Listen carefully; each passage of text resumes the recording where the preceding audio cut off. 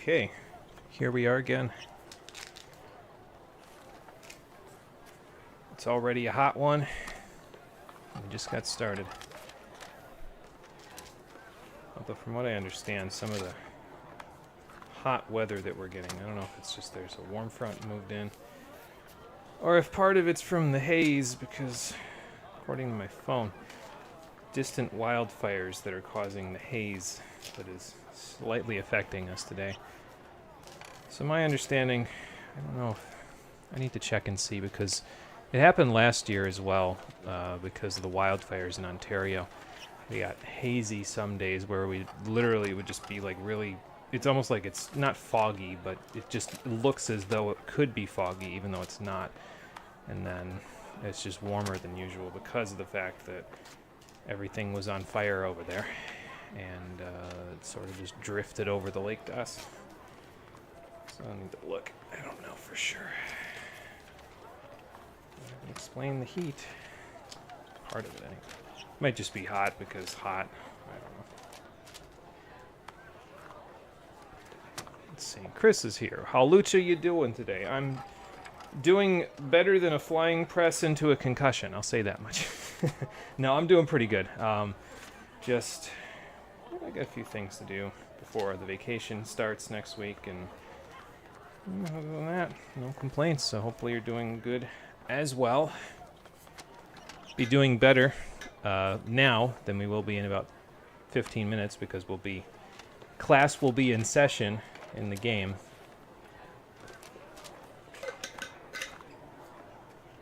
So we'll have to sit through all of that.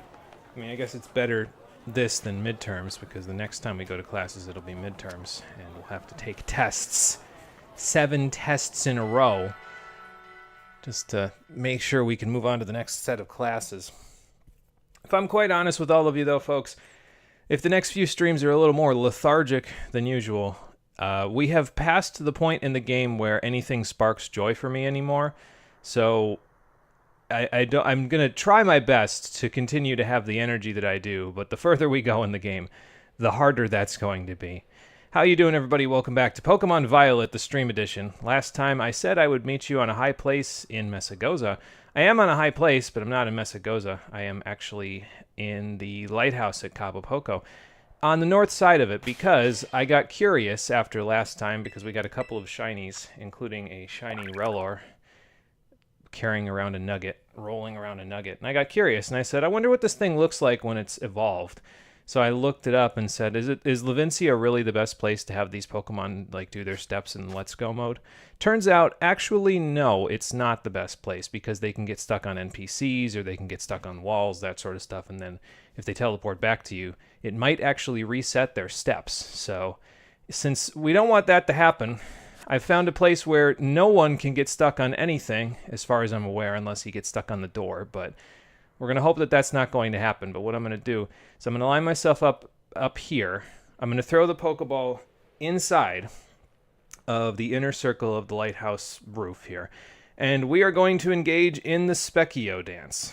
And if you don't know what the Specchio dance is, you may not have been here for Chrono Trigger. Let me exit out of my own chat for a second so that I can remind you what the Specchio dance is. Hold on.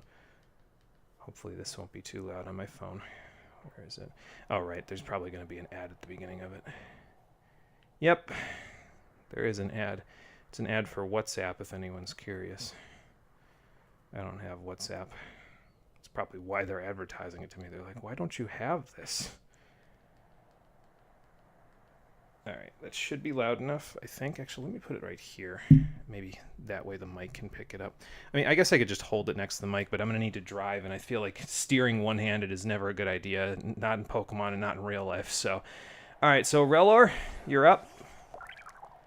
And now Specchio. Okay, so 10 laps in a circle. Ready? Go. So what should happen here is Relor will follow without falling too far behind. And if he ever does fall too far behind, you can always just run into the railing and let him catch up, like for example there. So that was 1 lap. This actually works out kind of nicely because there's just no music up here. It's just the wind, so I can literally just play this in the background. That's 2 laps. Come on, Relor, we got 8 more to go. And it looks like he's not going to get stuck on the door unless he takes a narrow turn or something. So let me not go narrow. Let me make sure I go wide when I'm at the door so he doesn't go narrow. That was 4, I think. I haven't been paying attention. I'm going to assume that was 4. Arvin's probably thinking, what in the god-awful world is he doing up there? He's just running in circles all day. I also did this, by the way, with the Pawmo and the Bramblin that we caught last time. So if we look in my boxes, you'll actually see that both of them are evolved. And I actually also noticed that we had enough friendship berries from all of our running around to evolve all of our friendship evolutions. So I also have a Blissey in there. I have a Wigglytuff in there because we had a Moonstone for it. And we have a Raichu because, well, we were able to evolve that Pichu into a Pikachu, and then we had a Thunderstone, so. Alright, I think this is either 8 or 9, I don't know. I'm going to assume it's 8. I should have been, like, counting this out loud, because then I would have actually known what it is. But as you can see, it's not getting stuck on anything. He's might have a little bit of a hard time keeping up with me, but the other two were keeping up pretty good, so. Alright, and then without putting him away in the ball, thank you, Specchio, you can go away now. Hey, that worked out nicely. Alright, do that, and then this. Oop, I gotta turn that down because it's gonna be on there. Oop. Phone. There we go. Okay, got it. Yeah, so without putting the Pokemon away, let's go into our bag and let's give him enough to go up a level. I didn't keep track of how many steps he walked, but this should be enough because 10 laps around with everybody else was enough to do this with both. So was it 2 or 3? I think it was 3. Yeah, that's more than enough. Yeah, so that was enough. So 10 laps around the top of the Cabo Poco lighthouse, or any lighthouse for that matter, although this one has nobody on top of it, so this is probably the best one to do it. So engage in the Specchio dance and you can get your Pokemon that need the Let's Go steps to evolve a little easier. And as it turns out, he just turns into a golden scarab when he evolves into Rabsca, which is kind of funny a little bit because the golden scarab is a treasure that is sought after by a lot of people, which I suppose is fitting. If it's going to be in any region, it'd be in the region where literally the whole game is a treasure hunt, right? I mean, it could have been set in a Pokemon region set in Arabia or something, but, you know, I'll take it, I guess. I also don't know how loud the Specchio music was on there, so hopefully it wasn't too loud for everybody, so. Hope the questions aren't too Reuniclus. Yeah, I guess we'll find out, won't we? Ipso facto, meanie mo, ipso facto, Magico. You get lightning magic now. Bzzzt. 1, how the hell do you track steps on Pokemon 2? This is why you hate the Let's Go's mechanic. It just sucks running in circles trying to evolve something. It's novel for while you're playing the story. It's awful after that. Yeah, and that's the funny thing, too, is that Relor literally just gets sick of walking after doing it, and it develops psychic powers so it can float with the ball, and it takes the nugget and turns itself into a gold-plated scarab, basically. So it's just kind of funny, given what it was doing before this.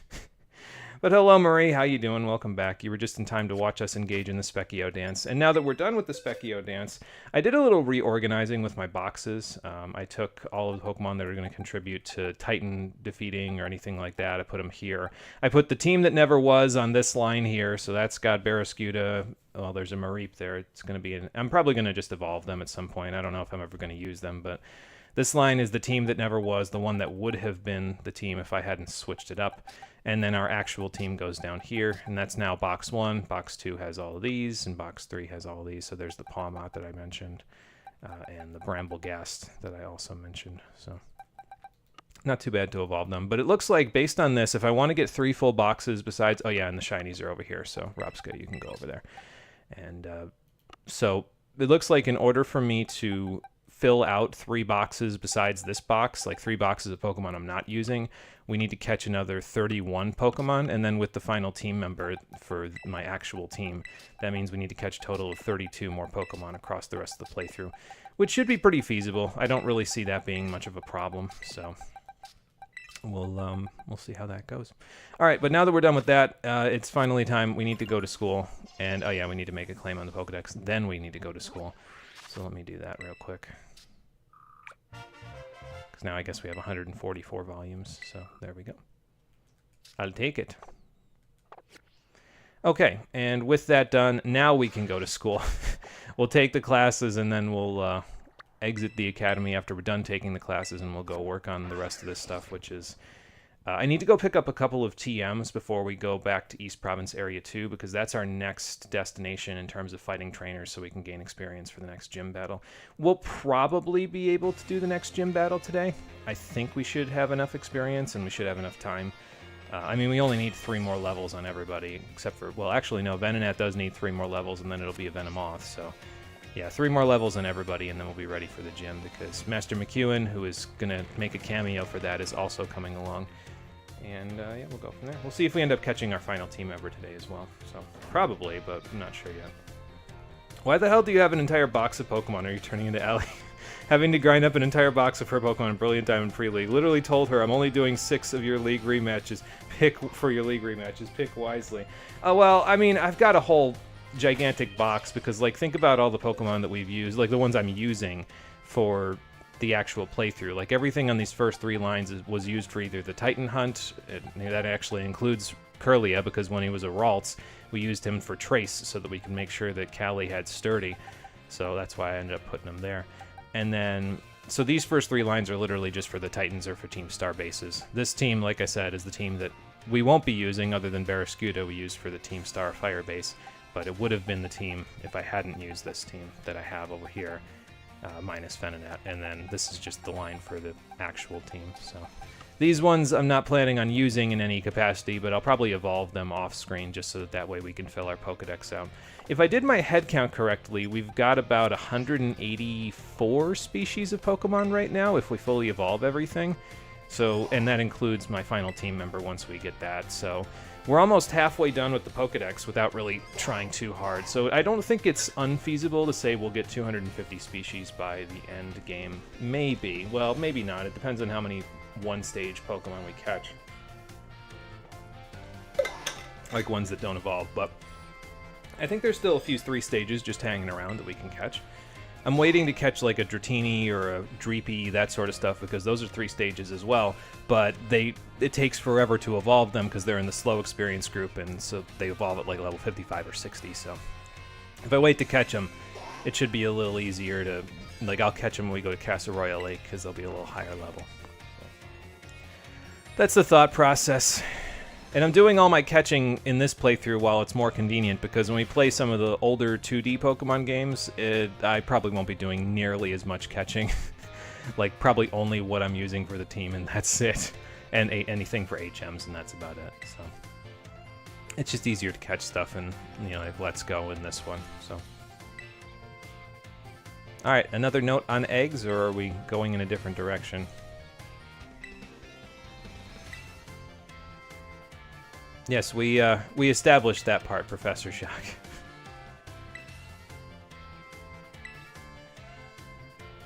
Yeah, I was going to say you were on Director Clavel's team because you were both researchers before you came here, from my understanding. So I never got to be rid of the guy. We worked together, and, well, I don't know if they lived together. It depends on where they did their research.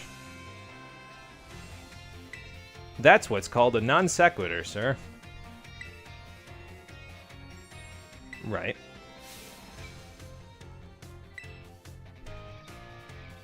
Well, you could inflict them with a status condition. That usually helps. You could also try to catch them, you know, in a surprise attack by having throwing a ball at them when their back is to you, but, you know. Sleep and freeze, in particular, are the 2 status conditions that up the chances of catching them the most. It's just that sleep is a temporary condition, and so is freeze. So because they're temporary conditions, whereas burn and paralysis and poison are more permanent, it's because they're temporary conditions, they increase it more. So, but yeah, we've got Yawn on Interceptor, so that makes things a little bit easier. Hopefully that'll make it easier to catch stuff. So. Yep, and there's the thing that I've been using for basically all of the catching so far. So.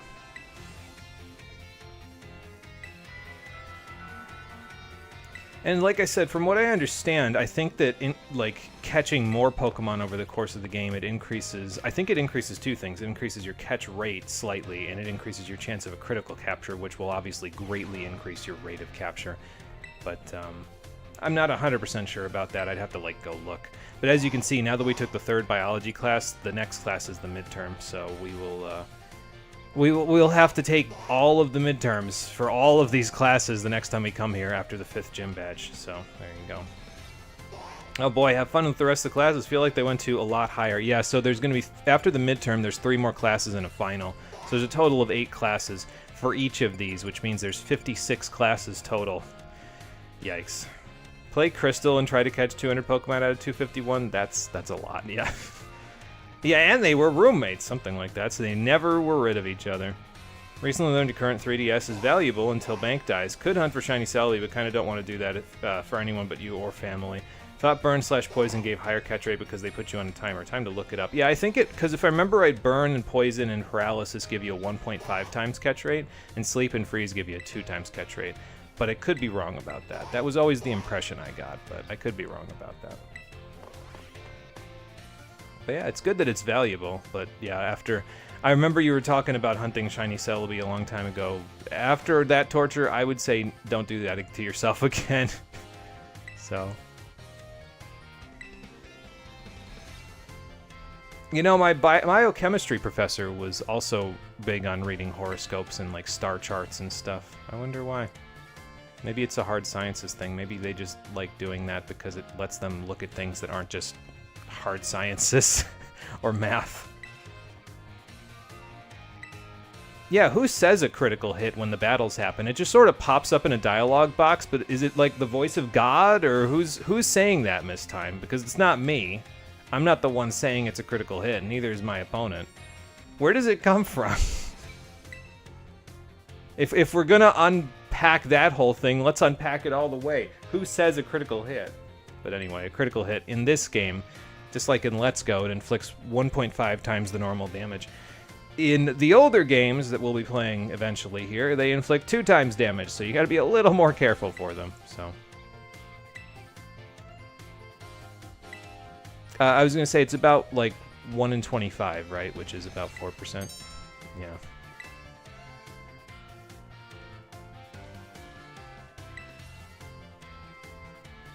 But yeah, those moves have an increased critical hit chance, so they've got a 12% chance, so 1 in 8 chance of hitting. And if you use either Focus Energy or Dire Hit, it boosts your critical hit ratio to effectively 50%, which means that those... It goes 4, then 12, then 25, then 50, then 100, no, then 75, then 100. So those moves that are raised by 2 stages already, they'll be raised by 2 more stages by Focus Energy. So then... No, that doesn't sound right. Because if you have Super Luck and you have an increased critical hit ratio move, I think you always crit, or is it just 50% chance? I don't remember. I know in Gen 1 how the crit mechanics work, but I don't know that that's really going to help me now. I mean, I guess, or you could just use a guaranteed critical hit move like Flower Trick, but we don't have access to that on this playthrough, so... You know... Your DSi had the Battery Go pillow recently. Hope you can find a replacement. Yeah, that's rough because those are pretty old at this point. So hopefully you can find a replacement without too much of a hassle. Oh, Miss Time is in the hall here. Well, we'll talk with her in a little bit once we're done with all our classes, and we'll do our little events.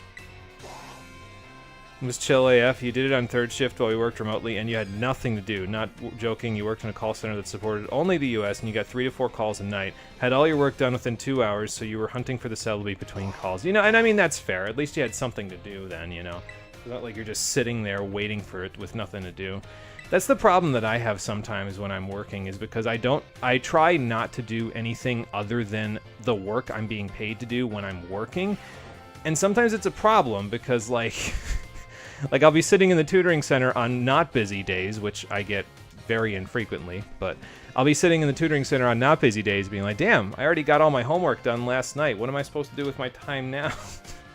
I end up just sitting there, just kind of doing nothing, practicing for tests that aren't for a couple of weeks, that sort of a thing. Anyway.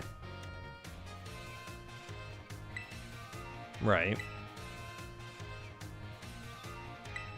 They spent 1,000 years and they didn't give up on that stuff? Oh my god. I was gonna say, where'd they get all the money for that? Well, they didn't, because they burned through all their money, and then the empire became not an empire anymore.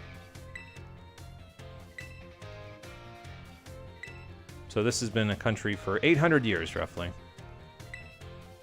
And apparently this building was established back then. It kind of makes sense why it looks like a chimeric conglomeration, like a homunculus almost, because it's probably been built upon for 800 years, and a building that's been built upon for 800 years with new technology and everything else, it's gonna look a little funky. Fair enough. I'm glad it lights you up. I was gonna say, I'm pretty sure the Pokeball portion is there so that airplanes don't run into the building at night. Like, isn't that usually why they stick large, like, bright structures on, like, skyscrapers and stuff, so that planes don't hit them?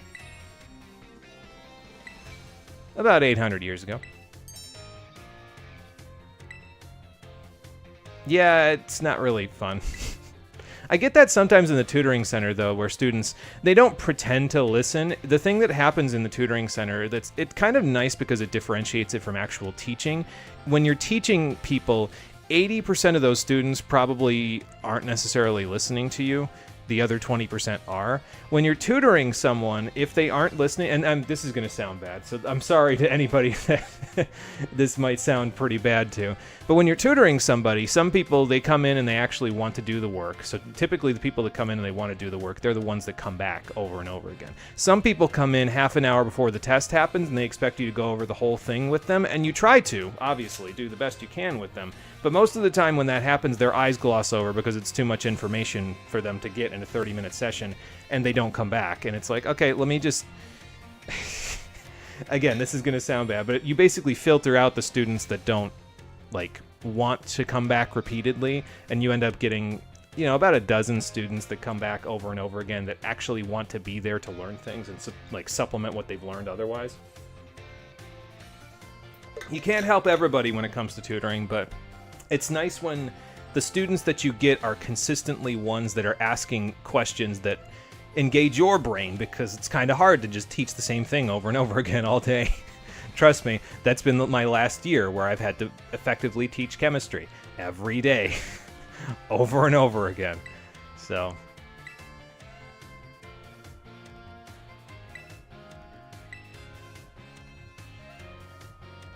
I mean, I feel like they could come up with a better phrase than that, but sure.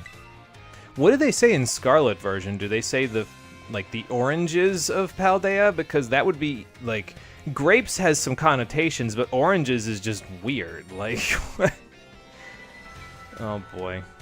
Something else I noticed, by the way, is that when you're taking the regular classes like this, there aren't any students that are in 15 FPS, which means that they updated these students to not be in 15 FPS, but they never updated the intro cutscene where, like, they updated the part of the game where no one's going to do this because nobody does these classes, but they didn't update the part that everyone's going to do so that the game doesn't look bad.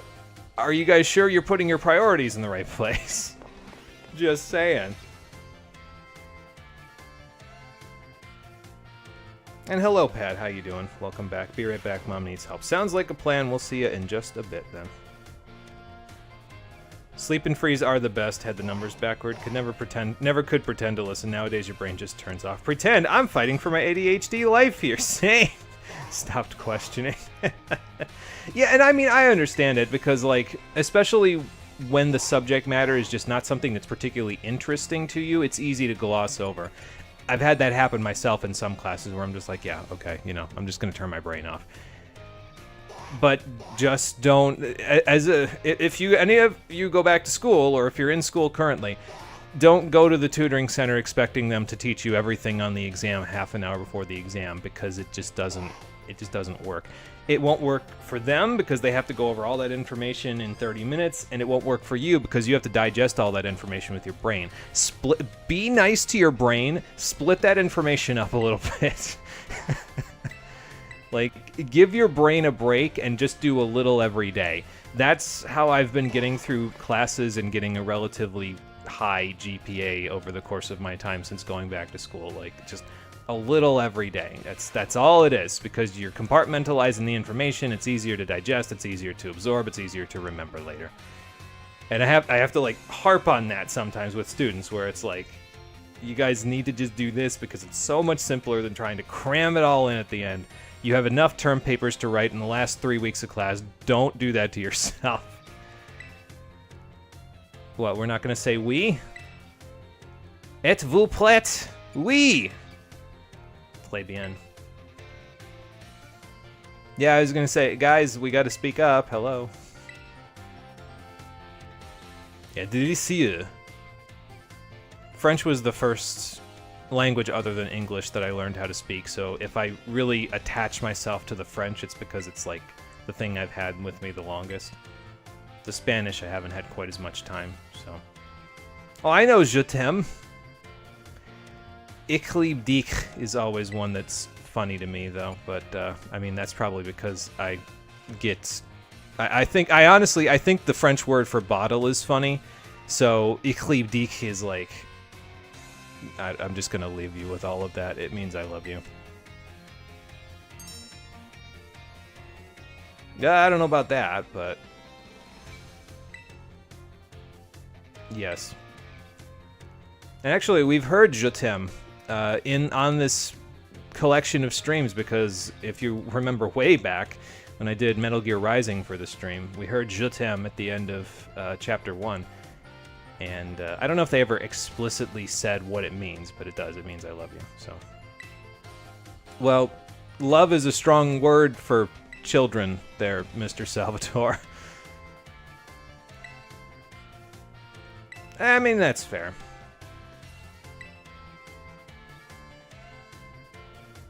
I hope you're right about that. Something tells me that's not always the case, but I guess it's a good starting point, so. Most things aren't interesting to you. You hate school for that reason. Yeah, and I mean, that's fair, honestly, because, like, it needs to be interesting, or else it's like, why am I here? You know what I mean? So I can see it.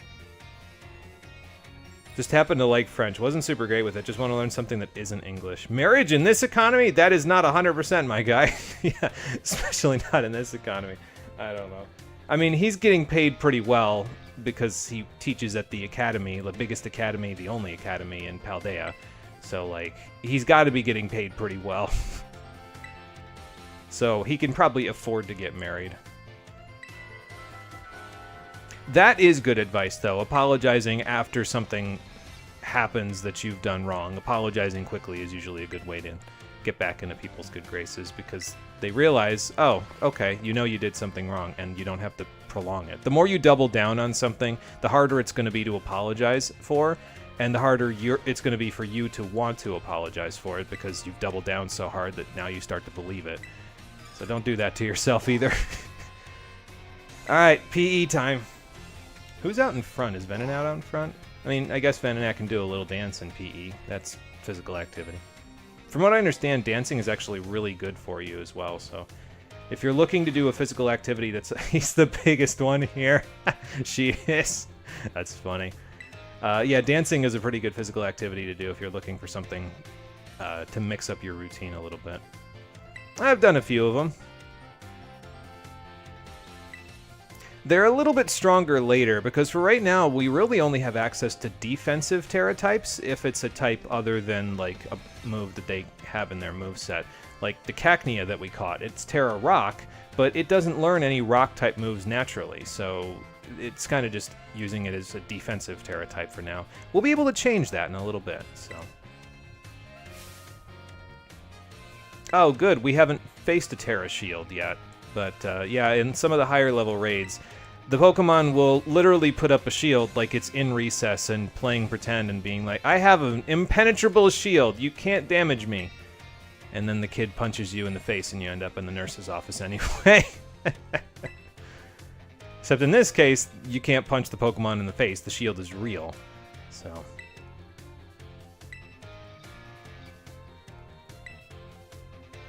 I mean, calling my parents probably wouldn't be a bad idea. I get the impression Mom is a pretty good battler, but yeah, the best thing to do in that case is to go on offense. If it's Terra-ing up, you Terra up. Not really, but it's pretty self-explanatory. Yeah, I mean, regular attacks are already pretty bad against Terra Pokemon to begin with. They have a lot more HP than usual. So, if you Terrastalize, which you can do after 3 turns in a Terra Raid battle, by the way. You have to wait 3 turns, but once you Terrastalize in the battle, it'll make it a little easier, because as long as you stay alive, you'll keep that Terra for the rest of the fight. So, I think if I remember correctly, if you faint, because you've got the time penalty, but after the time penalty, when you come back, if you wait 3 more turns, you can Terra again.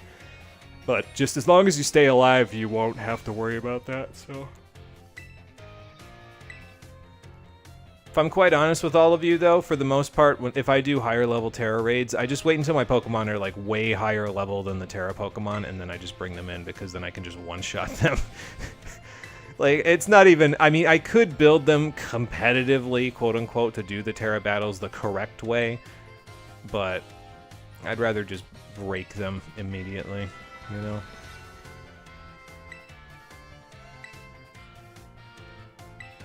Okay, so... midterms at go-go. Like I said, next time, all these midterms. Probably at the beginning of the next stream if we keep good time today, but we'll see how much, because we've got a few things to do anyway, so... alongside all these events, so, but yeah, midterm. Yeah, hold up, is that an Alolan Raichu pin? It sure was, yes, it is. School isn't interesting, and the way we teach in the US is awful. That's also a good thing to think about as well, yeah, because the teaching methods sometimes in the US, I mean, especially if you think about, like, standardized teaching in primary school, it doesn't really spark that interest in a lot of students, you know what I mean? And it doesn't spark interest in the teachers, let's be clear on that, holy cow. So, I mean, all it takes is you to go away from the curriculum a little bit and one pissed off administrator, and all of a sudden you've got a black spot in your teaching record and nobody will hire you again. You gotta go work at McDonald's. That degree you got that took 6 years to get means nothing. It's like, oh my lord, why? Taught things we'll never use again. Yeah, that's me with Calc 3.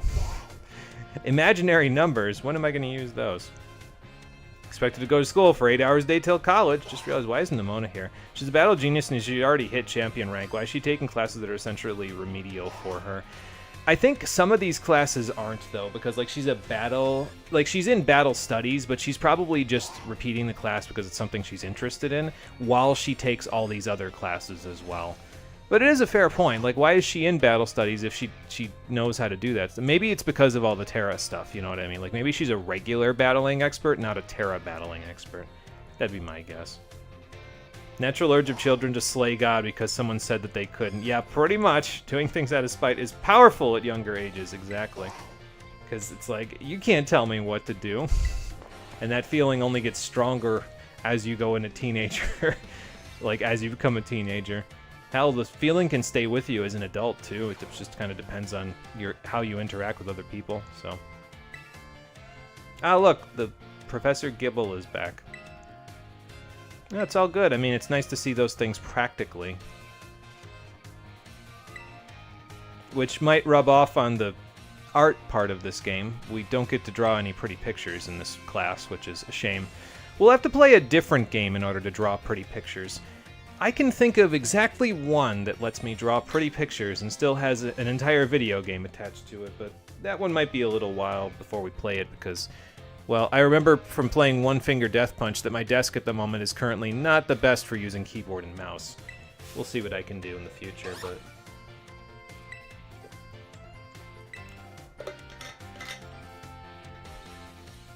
Okay, now this is the same Gibble. However, it now has a different Terra type, which means Professor Hassel is probably pretty good at Terra battling because you need to get 50 of those bad boys in order to change the Terra type of your Pokemon. So, unless the league just gives you those, in which case, how do I become an employee here? Because I don't want to have to do 17 Terra raids in order to get all the shards that I need. Well, I can imagine you'd be especially cognizant of the cold, right? Considering you're a dragon-type trainer. It's the ice type, the snowflake.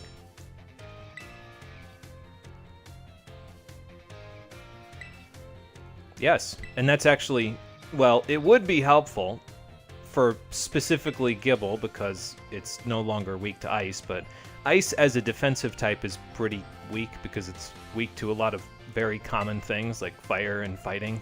So, you know, I don't know if I'd Terra Ice my Gibble. I think I'd do something a little different.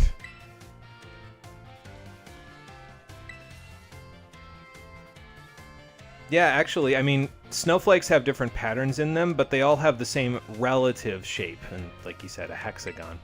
So, it's funny because it's relatively uniform the way that water crystallizes when it turns into snowflakes and falls from the sky. That's the nature part, the beauty part that he's talking about.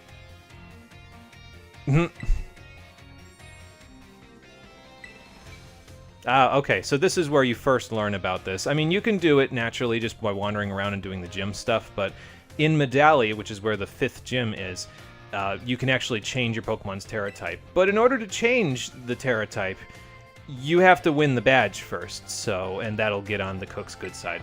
So there you go. That won't be happening just yet, but it will be happening soon. So we have an art midterm? Hope I don't have to sculpt anything. I never was very good at sculpting. Most of the stuff I sculpted ended up falling apart after a little while. I probably, like, made it too thin in the walls, honestly. Love how someone as tall as Arvin literally was you in school. This bench is short AF. Do we have regular chairs? Just do the absurdly high-level terror rates. Pretty sure Ellie gets 5+ on any raid she bothers with. Ice is a very strong offensive type, but a garbage defensive type. Yes, exactly. So that's offensively very good. Defensively, But yeah, I mean, the funny thing about me is that, like, I'm 6'2" now. When I was in school, up until about 7th grade, I was like 4'11". So I was like this dinky little thing, and then all of a sudden just, like 3 years between middle school and high school, just shot up like a crazy person. So I was very short for a little while, and then all of a sudden it was like, oh, I'm a full head taller than almost everyone. Interesting. It's so obviously ice I would actually be insulted as a kid if asked. It's like, come on, man. Unless you want to use Terra and stab boosted ice moves, I do not recommend Terra Ice. Yeah, it's one of those things where, like, I feel like that's kind of a problem, though, with Terra, is that, like, as a concept, it's interesting because you can change your typing, but I feel like certain types, like, offensively and defensively just end up being better than others. It doesn't make every type equal because not every type is created equal, you know what I mean? So it just sort of, you end up using certain ones. Like Terra Fairy is very common from my understanding because there's a lot of, well, still a lot of dragon types that come about, and just being able to Terra Fairy gives you that resistance that you can then have. You now have an immunity to one of the strongest offensive types in the game, so I like Terra Fairy, Terra Water, because water is pretty good defensive typing. Terra Steel is probably very common as well. But, yeah, I don't know. Probably Terra Ground is pretty common, too. I'd have to look. But when a Pokemon loses all of its power points, it just can't use any more moves. I mean, it happened to me when I was, like, 7 or 8 the first time. I think I was 8 when I first played Pokemon Blue. I just didn't know what the numbers meant, so I tested it by running out of numbers, and then it was like, I'm using Struggle, I'm hurting myself, oh no! And then it never happened again. Yeah, and that's why it's a good idea to kind of have a wide variety of moves, especially in a game. Well, in this game it's not so bad, because if you run out of power points, you can just fast travel back to a Pokemon kiosk, but in other games, you might have to use ethers and stuff. Like, the ethers in this game are probably just going to rack up in our inventory, but not so much in other games. Ethers are actually valuable in some of the older Pokemon games. Unless you just want to keep flying back to town and then having to go all the way back, or walking all the way back. So.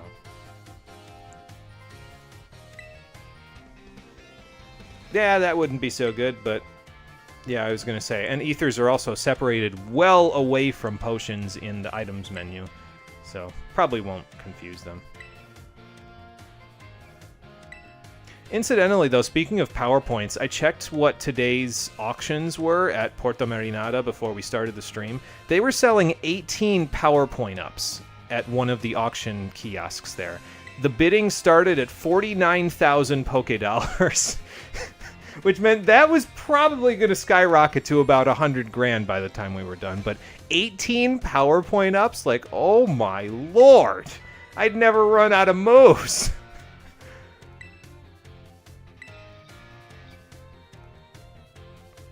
Alright, so, like we said, after the next gym, 7 exams. Gotta take them all. Struggle's fun. PP. Yeah, pretty much. You hit 6 feet before you left middle school? Yeah, I can imagine that, honestly. I think I was...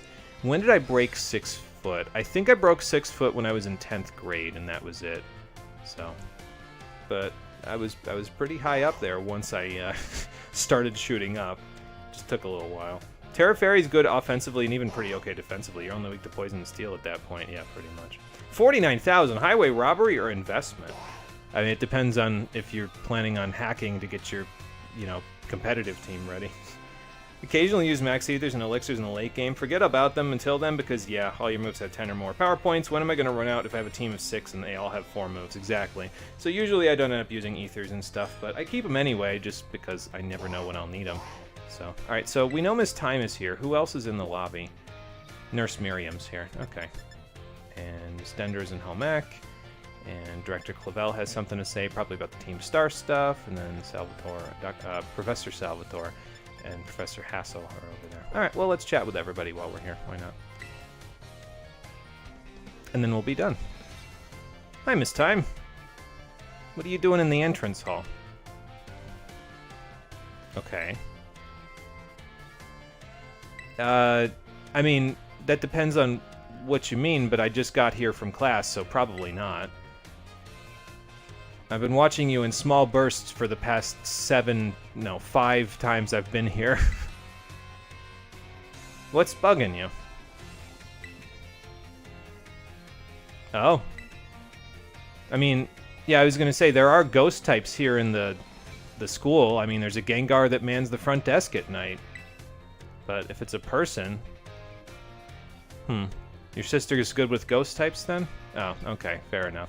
We'll meet her sister later in the game.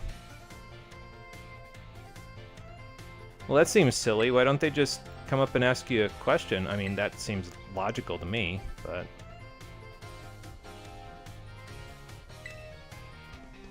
I'll keep an eye out. But yeah, I guess maybe they're too shy to go ask themselves. That's another thing, and as another thing of knowledge to impart on any of you going to classes, do not be afraid to ask your teachers questions. They eat that up, literally eat that up, because it tells them that you're engaged and interested in the class, or at the very least you have questions that will supplement your information. And they don't get to discuss that stuff a lot, because most of the time the curriculum doesn't really allow for them to answer any questions outside of, well, what's standardized here that you do and don't know? So...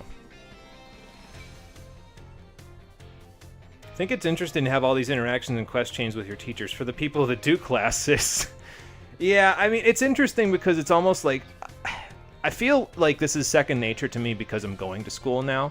So this is just stuff that I do anyway. Like, I network and communicate with the professors because there's certain things that I don't understand, or there's certain things I need to get done, or there's projects that I'm working on that I need, you know, to touch base about.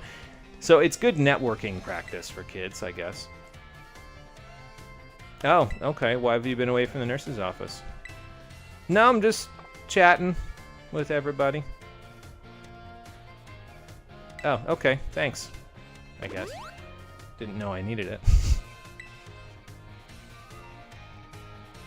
I mean, we've been having a heck of a time out there, so... Yeah, what are you doing in the entrance hall? Oh, okay. Well, there are a bunch of books here in the entrance hall for you to look at. Oh, well, good. That's good to hear. You can do it! Gotta give some encouragement. Yeah, no, of course not. Why would it ever be that? You're welcome. Well, then you should go back to the nurse's office before they wonder where the heck you are. I like Nurse Miriam's little storyline. Again, it's very basic, but, like, there's a pulse there, you know what I mean? At the very least. And she's right about the books, by the way. There are books here in the lobby that you can study, like this one titled Types and Moves, too. There's a whole bunch of different books that mostly just teach you mechanics about Pokemon, but all the green books and stuff that are sticking out are the ones you can look at.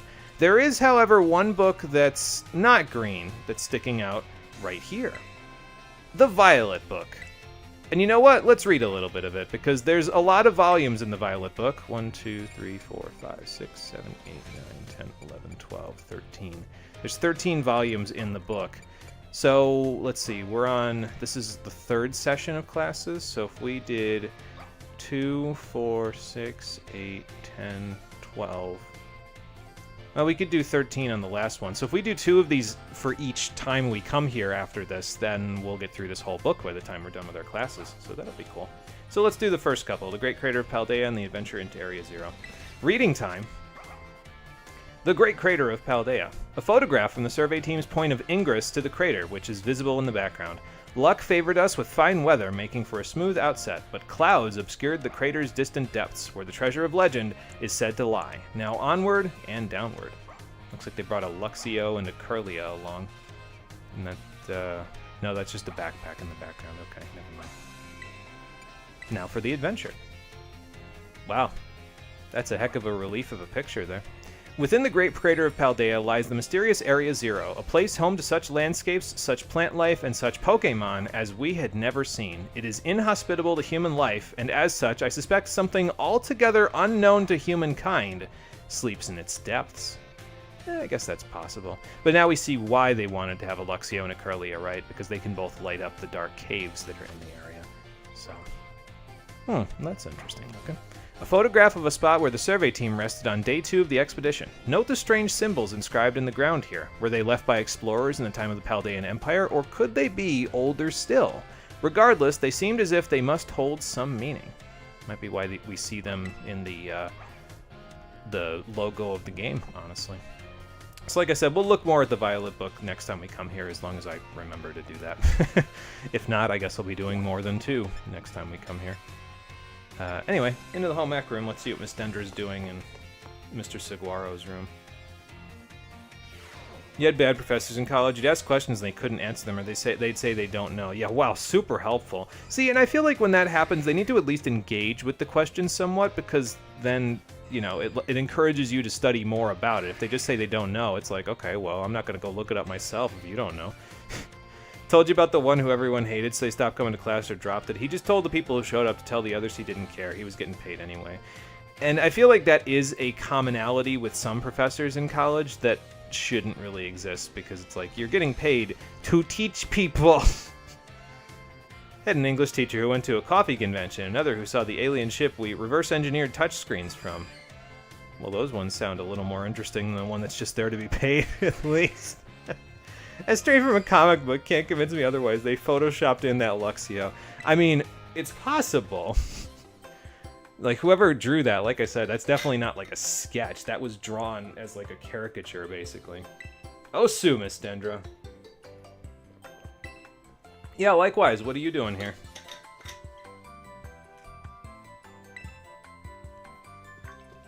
Intensive sandwich making training, huh? Oh, boy. Well, I mean, it was going to be hard to hide it after last time when I had to eat your sandwich.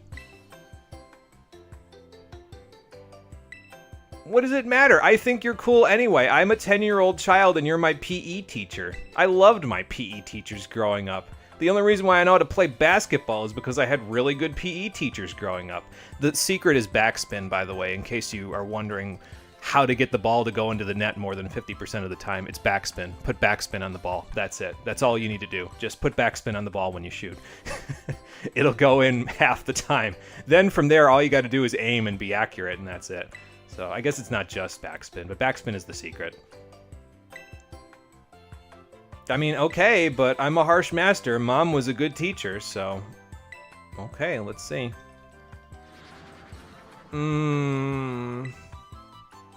It's not so good. Mr. Saguaro's like, oh god, I have so much to do. Prosciutto, bacon, and chorizo on one sandwich? It needed veggies to balance it out. Good lord, man. You're as bad as Akihiko. We haven't played that game for the stream. I mean, it's no problem. You just need to fill it with something to balance the meat.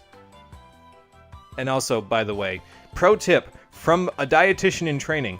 The only people that need to increase their protein intake, healthy people, that is, not people who are, like, starving or people who are older so they need more protein to keep that mass on. If you're a healthy person, you don't need to increase your protein intake as part of your workout routine unless you're planning on doing hardcore bodybuilding.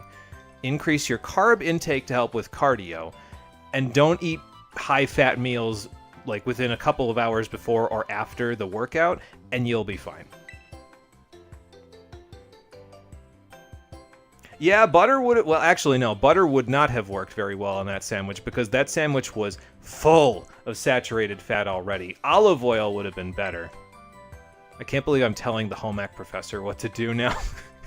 This is what I get for doing literal food as my profession. But yeah, if you melt the butter into the sandwich, it would help. But definitely better to have olive oil in that case, so... That's a good question. Why? You didn't? I mean, I guess...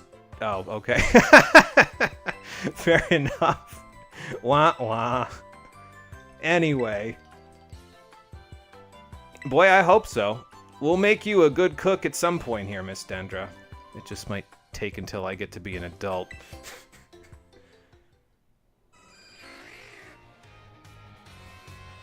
Who wins at arm wrestling between the two of them? I don't know. Miss Dendra is pretty tenacious. I feel like Mr. Saguaro isn't quite as, like, in it to win it as she is, you know? But, I don't know. I could be wrong about that. Meat lover sandwich. That sounds so not great. Learning to follow a recipe is easy. Learning to cook is hard. I can't freestyle. Freestyling can be fun, but mostly just with seasoning, honestly. And, I mean, it depends on the seasoning, too. Like, it's okay to put some oregano in, but... The way that I always do oregano, in case anybody needs a tip, because I use oregano in any pasta recipe, like sauce recipe I use, you put in the parsley first, like the ground parsley, right? Half of the parsley that you put in as oregano. The oregano will not overpower anything if you do it that way. Now, I mean, I guess, obviously, if you put in, like, a ton of parsley and then you put half of the oregano in, all you're going to taste is parsley and oregano, but I just shake in the parsley until it coats the top, basically, like it's a light coating of the top of the sauce. And then half of that ends up as oregano. So like 25 shakes, I guess 26 shakes of parsley equals 13 shakes of oregano, and nothing gets overpowered that way. So, but yeah, it can be interesting to freestyle certain things. You just can't overdo it, that's all. Everything in moderation, you know. Mr. Saguaro. Here for a lunch break? I guess it would be a late night snack now, wouldn't it? Yeah, I was planning on grabbing a sandwich while I'm here, although I might make one of my own today, instead of eating one here. Yeah, no, that's not a good idea. Oh, what are you serving? Oh, okay, so literally my job. Got it. I literally did research this semester on the nutritional content of the buffet at school. It was actually kind of interesting, so... You guys, I mean, there's a lot of nitty-gritty info. I don't need to talk about it that in-depth, but it is something that I did, and it was an interesting study. It revealed something that probably you could guess at, honestly, like common sense-wise, which is that when students have less time, they eat less food, but it was like a stark contrast, like an abrupt right angle, basically. Like, it's like they're eating a steady amount and a steady amount and a steady amount, and then all of a sudden the last 3 weeks of classes come around, everybody has term papers, and just boop! All of a sudden no one's eating. Like, oh my god. So it was cool to research, though. It was like the first real original research I've done that wasn't just meta-analysis of someone else's study, so it was a good first step, I think. And then of course there was the protein analysis and biochemistry, but that was like stuff that someone else has already done that we're just repeating. So it was fun, it just wasn't, and it was intensive, it just wasn't my own thing, you know. Oh, nice. A peanut butter sandwich. Go for it, Mr. Saguaro. What do you mean? Why would you assume that he's going to have a 5-alarm sandwich? Why would you assume he's going to have anything? No, Mr. Saguaro, don't do it. Mr. Saguaro, don't you do it. You're supposed to be better than this. You're a teacher. Oh, for Christ's sake. Nope. Mr. Saguaro, don't do that to yourself. Don't give in to peer pressure. You're a teacher. You're supposed to be immune to that. I just lost respect for this man, genuinely. Eat what you want to eat. Don't let the students tell you what to eat. Especially if it's something you don't like. Oh my lord, you would have been dying from that 5-alarm sandwich. I would know. I'm younger than you and I already have a hard time with spicy food. Use it in red sauce, but you never had fresh herbs. I've been wanting to, like, when I get my own place, get a little fresh herb garden for, like, parsley and oregano and a couple other things. Maybe stick some chamomile in a garden and actually have tea for once. I don't know. Honestly, you learned how to season because you learned how to cook for yourself. You can't eat it, I don't do it again. Fair enough. Alright, Marie, take it easy. Have a good night. Have work in the morning and you don't like it. Well, sorry that's gotta happen, but yeah, get some rest so it's easier to take. Have a good one. I guess so, but that doesn't mean you should order the food they want you to order. Order the food you want. Again, you're an adult. You should be better than that. Why? Show them that you're cool in other ways. Like, I'm cool because I order the foods I want to order. I mean, I'll keep your secret, but it doesn't mean I have to respect you for it now. Like, yikes, man. Sir, I don't know if it's a good idea to have a Synesty at the table with you. Those things, like, pour themselves into tea, and from what I understand, it's not good for you. Anyway. Last note, looking into investing in making loose leaf tea. Loose leaf tea, I'll have to look that one up. I don't think I've ever... I mean, I know what loose leaf paper is, but obviously you're not making it out of that. I'll have to look that one up. I'll check it out, Marie. See what it is. Oh, sorry, I had to stretch. Don't know why that reminded me to stretch, but it did. And I'm glad I did, because... whoo boy. Well, that's the idea, so... Oh, is this another word question? Because I already didn't know the last one. Yeah, I've been trying to take all of them. Honestly, out of all of them... I mean, we could say you, but I feel like that would just... Let's be honest about this. If I'm honest about this, out of my whole first impression of all the teachers, Mr. Hassel has always been the one that's sort of like, Nurse Miriam's fine. I've already lost respect for Mr. Saguaro. Miss Dender's fine. The others are okay. Miss Ryfor is definitely up to something. Miss Time is fine. But Mr. Hassel's kind of the one where it's like, oh my god, he's so cool!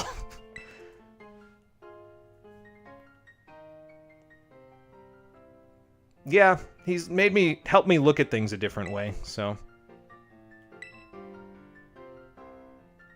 But yeah, I think if you say the director himself is the one, he'll be like, I don't know exactly what he says, but probably something along the lines of, well, I haven't even taught you, but it's kind of you to say. Well, they all seem to, at the very least, be, for the most part, enthusiastic about the learning, which is a good thing. Because, you know, if they're not enthusiastic about the learning, you end up with a situation like what Marie had with that college professor, where he's just like, yeah, I'm just here to get paid. It's like, okay, come on now. Do better. Alright, into the schoolyard. This tea is just brewing with your own tea leaves. Oh, okay, gotcha. Yeah, bon voyage. We'll see ya. Take it easy. Speaking of Mr. Hassel, here's Mr. Hassel now. Hello there. Getting a little exercise in the middle of the night, or... I mean, I'm just doing what comes naturally to me. Remember, I'm just a kid. Well, fair enough. The exuberance of youth and all that, so... Who's this lady, and why is she wearing a spandex suit with a cape? It's a little weird. Didn't What's-Her-Face from The Incredibles say no capes because they'll get caught in wind turbines? Do we have a wind turbine around here? Why is this... Where's the security guards? Like, do we not have security guards at this school for people who trespass on the grounds? Because that's what this lady's doing, isn't she? Trespassing? Am I crazy? Mr. Hassel, do you need me to run her out of here? I could just run her out of here by fighting her in a battle. Oh, okay. Sure. Wonder what that was all about. It's probably nothing important. How did you guys get up here? You're exclusive to Scarlet version. You don't exist in this universe. Hey, Mr. Salvatore. I was gonna say, do you know about the Pawmi that's taking a nap right next to you? Yes, and you're concerned about it. Well, that's not good. Well, first you should calm down. Let's use a potion on it. I do, actually. I have like 40-something. I wonder if this actually uses the potion. I'll have to look at my items. I think I had 42 before this. Retreat Sandwich are back. Welcome back. This Pawmi probably also wants a sandwich. It's dreaming about food. Yeah, welcome back. We're just finishing up the events. I think this is the last one, so... My impression, Mr. Salvatore, is that happens a lot. The Academy takes care of a lot of Pokemon that just happen to wander onto the grounds and then never leave, so... I was gonna say, well, then you should take care of it. Maybe you can bring them into class. I'm sure the students would love that. Denata, which is the wrong language, but there you go. Pas de problème, that's what I'm looking for. Alright, matinee, Mr. Salvatore. And yeah, I think that's all the events that we have to do, so now we can actually go and play the video game. Let's see. Yeah, that's it. Okay, cool. Is there anything new at the school store while I'm here? Might as well check while I'm wandering around in this area. I don't know exactly what their stock is later in the game, but, I mean, I would imagine that it would probably have to be some pretty good stuff. I guess they've got hyper potions. I don't know if they sell those at the stores yet. I need a couple of awakenings. Let me grab those while I'm there. You need 2 awakenings. Don't go using them on yourself now. You need more rest than that. And, you know, I could buy Moo Milks as well, but, like, we have so many healing items that I've never used because we just pick them all up randomly that I don't think I'm going to bother. I'll just hold on to the stuff. It's nice, though, that they have the Moo Milks for sale for once, because usually there's like one place in the entire game where you can grab them, and that's still the case here, but it's in a central location in the region that you can go back to at basically any time. So it's nice that they have them. It's just that in this game, despite them having them in a convenient access point, they're not necessary because the game is so easy and gives you so many healing items that you don't need them. So, you know. Alright, so I need to go pick up... I could pick up a couple of items, actually, on the way, as well as picking up a couple of, whatchamacallits? TMs. I need to pick up a couple of TMs and a couple of items, so... first place we're gonna go, I guess I could literally just go there on foot right now by just having Miraidon jump over a bunch of mountains, but let's go to the Pokemon Center up at the Pokemon League. We're not going to go into the Pokemon League, but we are going to go around the mountains back there, because in South Province Area 2, there's an item I want to go pick up. Just in case we happen to run into another Pokemon that I would like to catch for an egg move later today. So, gotta go around the back, though, because we gotta kind of clamber over these cliffs. And there's a Gimmighoul around there somewhere. But the idea is that we want to go, like, over here-ish, where this... Not this one, this one. This cliff face over here. You normally can't get access to this cliff face unless you... well, maybe you can access it from down there. Yeah, it looks like you can access it from down there, but I'm not sure if that's accessible without climbing. But there's a few things up here I want to grab. So. It's got all the stuff that South Province Area 2 normally has, so you're not going to get a lot of good items. But that item right there was the one I was looking for. A cracked pot. It's one of 2 types of pots that you can find in the game. There's another one that's a chipped pot, and if I remember correctly, that's the one that's over by Porta Marinada. And you might either need this or the chipped pot, depending on the form of a certain Pokemon that we'll be capturing later today. So, now in order to get that one, I need to go over to Porto. So let's go there. I think, if I remember correctly, it's down by where we got the poison jab to them. So we'll go grab that. And then we'll go back to South Province Area 4, because there's 2 TMs I want to go grab near where the, whatchamacallit is down there. near the, actually I think it's over here. Yeah, near the fly point that we have, so. Well, I wasn't looking for a wiki berry. Is it this tree or is it the tree down here? It might be this tree. Yeah, I think this is it right here. There it is, a chipped pot. So, one of those two will be necessary in order to evolve a certain Pokemon that we'll be looking for potentially later today, depending on how far we get.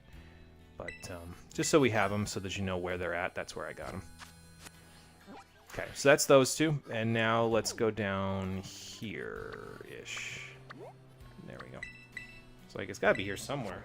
It's among all these terror raids. Which I guess we could check while we're here. Speaking of which, I did a little bit of TM teaching off screen, and we're going to do a little bit more after this once we collect up the TMs that I'm grabbing here, but let's see, what did I teach everybody? I don't think I taught you anything new yet, because you've got most of your moves already. I think I gave you body press on screen last time. If I didn't, there you go. You just need to learn hyper voice once you grow up a little more so you can yell really loudly.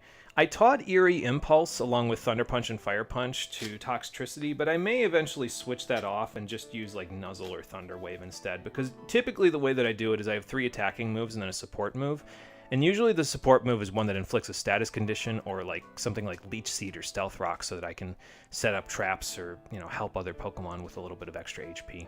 So I might end up teaching you Nuzzle or Thunder Wave instead. I'll probably keep Yawn. I probably want you to either have Leech Seed or the other move that I'm planning on getting for you that you need to get by Egg Move, so Mirror Herb wise. I'd like to put Stealth Rock as your 4th move, so we're going to need to find another TM of that. As for Clauncher, well, Clauncher doesn't really get very many support moves, so we're going to teach him a 4th move that's not Smackdown. And actually, we're going to go grab that move right now. So, because if you remember correctly, we went over in this direction to grab a Lilligant previously. Here's another Cacnea. This one's Terra Ground. That's actually pretty interesting, because Cacnea does learn some Ground-type moves naturally. So it could theoretically use that pretty well.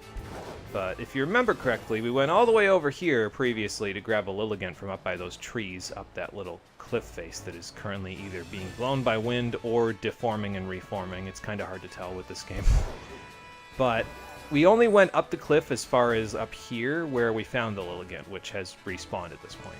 If you go this way, and you go all the way around the bend here, there's something else to grab besides this. This is a Paralyzed Heal. We don't need that. Actually, don't need this either, but I'll take this Pomic Berry anyway. There's actually something else to grab all the way at the end of the cliff face here, so let's go grab it. It's a TM. It's not a Pomic Berry.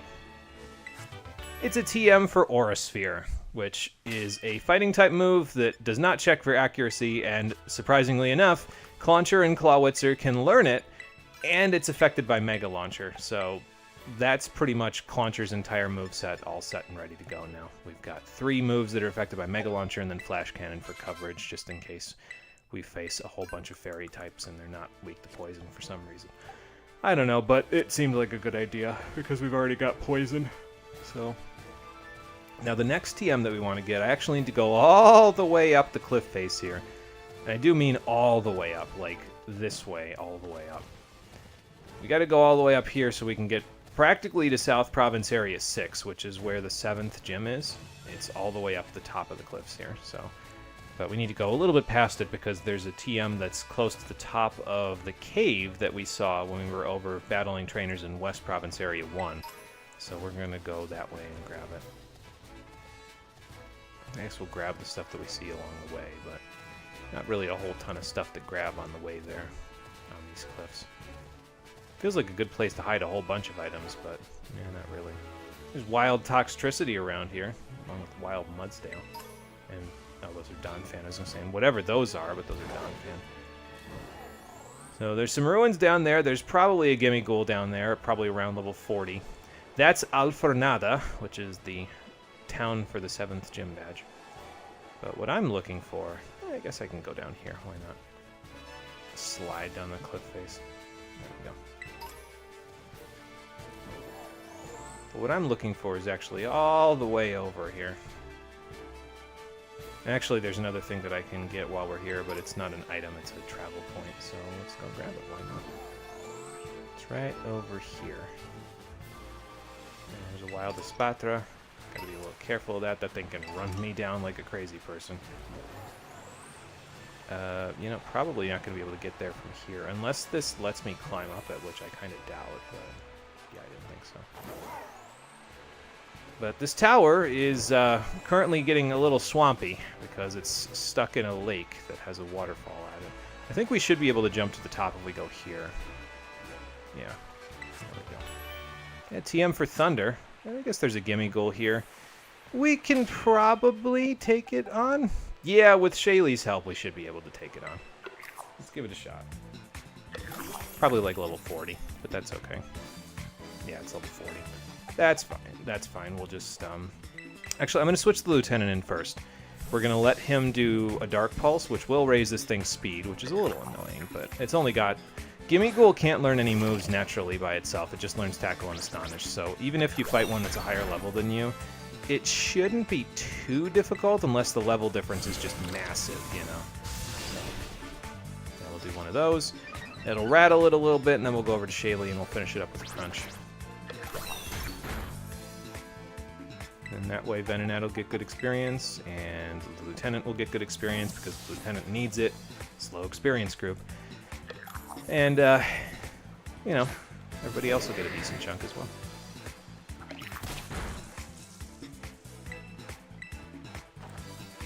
And still faster. Good. Goodbye. Give me your coins. I guess that wasn't too bad. Okay, 50 more coins. I think we're like halfway there now with the amount of coins that we have. There's an item down here too, wasn't there? Yeah, there was. And there's a gimme goal in that little rock section there. Reawakening, so maybe I shouldn't have bought them then. Oh well. But over here, this is another one of the 10 sites of Paldea, the Leaking Tower of Paldea. This is a Golduck. Hi, Golduck. I was just getting the fast travel point. I didn't really need to bother you in the process, but there we go. Do I fight this thing? I think I just give it a Pokédoll, honestly. There we go. I have 16, so I might as well. And the last thing that we need to get while we're over here is over this way. Pardon me, Psyduck. I'm just going to grab this. Oh, that's the midnight form of Lycanroc right there. Doesn't seem aggressive, which is kind of interesting. That thing looks aggressive, but apparently not. There's some Grass Terra shards, but the item I'm looking for is this right over here. The TM for Sludge Bomb, which we're going to give over to... what the heck is that thing? Oh, Wild Skull Villain. Okay, cool. Like, wait a minute, that don't look like something I've seen. Yeah, the TM for Sludge Bomb we're going to give to Venonat, so let's teach that to Venonat, and then it'll be very useful for the 4th Team Star base. Although, I'm not sure if I'm going to do the Team Star bases in exact order. I might do the 5th one first, because it's easy to set up on the 5th one, just like it was with the 3rd one, but it's not so easy to set up on the 4th one, so it would probably be the toughest out of all of them, so I may swap their order around just because of the way that the difficulty goes with them. I don't know. We'll see. But that's all the things that I need to go grab in terms of, like, excess items and stuff. So, let's go over to East Province Area 2. There's apparently a Terra Dragon Raid literally right there. I'll probably save and reset the game just so that way, because we've been traveling around a little bit. So that way the game isn't, like, framey, or not as framey anyway. So we'll do that after we heal. We'll check the raid, too. I'm gonna be real, this feels a lot like Korok grinding in Breath of the Wild. How much of the game is this? Just like doing trainer fights and stuff like that? A lot of it, unfortunately. You kind of... The problem is that it's an open world game, but it's very surface level about the things that it gives you to do, the tasks it gives you to do. You mostly have to make your own fun, quote unquote, in this game, and the vast majority of it is checklists, basically. It's like, okay, fight this many trainers in this area, fight this many trainers in this area. Okay, you're ready for the next gym badge now. And then do it again. Do this many trainers in this region, this many trainers here. Okay, you're ready for the next Team Star fight. Then do it again. And It's a bit of a problem, if I'm honest with you. It's, like I said at the beginning of the stream, we have passed the point in the game where anything else sparks joy for me. Like, we've done all the original things I wanted to do, like fighting the Titans out of order, and we've also gone past Kofu. 3-star Terra Dragon Chansey, wow. And Kofu is the gym leader that I like the most out of all of them, so I hate to say it, but a lot of the rest of the game is going to just be this, which is a bit of a problem, if you ask me. Doesn't, like I said, doesn't exactly spark joy for me personally, so I'm going to try to make it as efficient as possible so that we're not doing, like, a ton of extra, like, we're not wasting time, basically, but, will you one-hit KO with everything here? No, I don't think Giga Drain will one-shot this Slowpoke. Yeah. Cool. Yeah, I'm going to try to be efficient about it so that we're not, like, wasting time, but at the same time, it's like, there's a lot of this still going on. Yeah, ugh is right. I know. It's a game I could plug and play easily after a long break from streaming, so I figured this is as good as we're going to get, and it lets me talk about the things that vex me in this game as well, and the things that I like as well, to be fair to those things. But, you know, we might be at it a little longer yet. We'll try to make the next ones more interesting. I think I already know what I'm going to do for the next game that I'm going to play. It's almost like an out of the frying pan into the fire type of a thing, because we've done a couple of easier games in a row, and now all of a sudden I'm going to pick something else crazy to do, but we'll talk about that when we get a little closer to it. For now, more trainer battles. Okay, that's a bit of a problem. What are you talking about? Hang on, my thing keeps my wrist. Probably from all the sweat. Not exactly comfortable to wear this thing when you're sweating so much. You can't control your power, but you're using an Aloe Momola? You'll have to forgive me. I just find that hard to believe.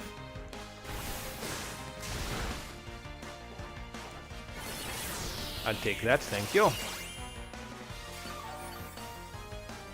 And no wonder Nintendo is spooked by Pal World and the others. I mean, it's... I think they find those things a genuine threat because it's like, if this is all you can manage... I mean, granted, you had to manage this effectively in 10 months worth of development just by itself, you know what I mean? Like, they didn't have a ton of extra development time to explicitly put into this game. If this is all you can manage in 10 months of development and other games can manage more in a couple of years, like, I'd be scared too. I'd be like, okay, they're threatening our business model. It's like, well, maybe if you gave a shit about your business model. Sorry, it's just, I try to avoid swearing in these E for Everyone games, but it just, sometimes it's just hard to find the right word that would convey the degree of distaste I have. With an Aloe Momola, again, I find that very hard to believe there, young lady. Alright, so we're going to do something a little different with this area. We're going to fight her first, which is just about normal. We're going to go across the lake here, and we're actually going to go up this cliff face, because the first tough trainer is actually up here. The reason why I'm fighting her first this time is because this tough trainer is a tough trainer. She has some of the highest level Pokemon in the area. But all of the Pokemon she has are first stage Pokemon that do evolve, but are not currently evolved. So that's why we're fighting her first. I said I was going to go save the game and reset it, didn't I? Oh, we could do it now while I'm thinking about it.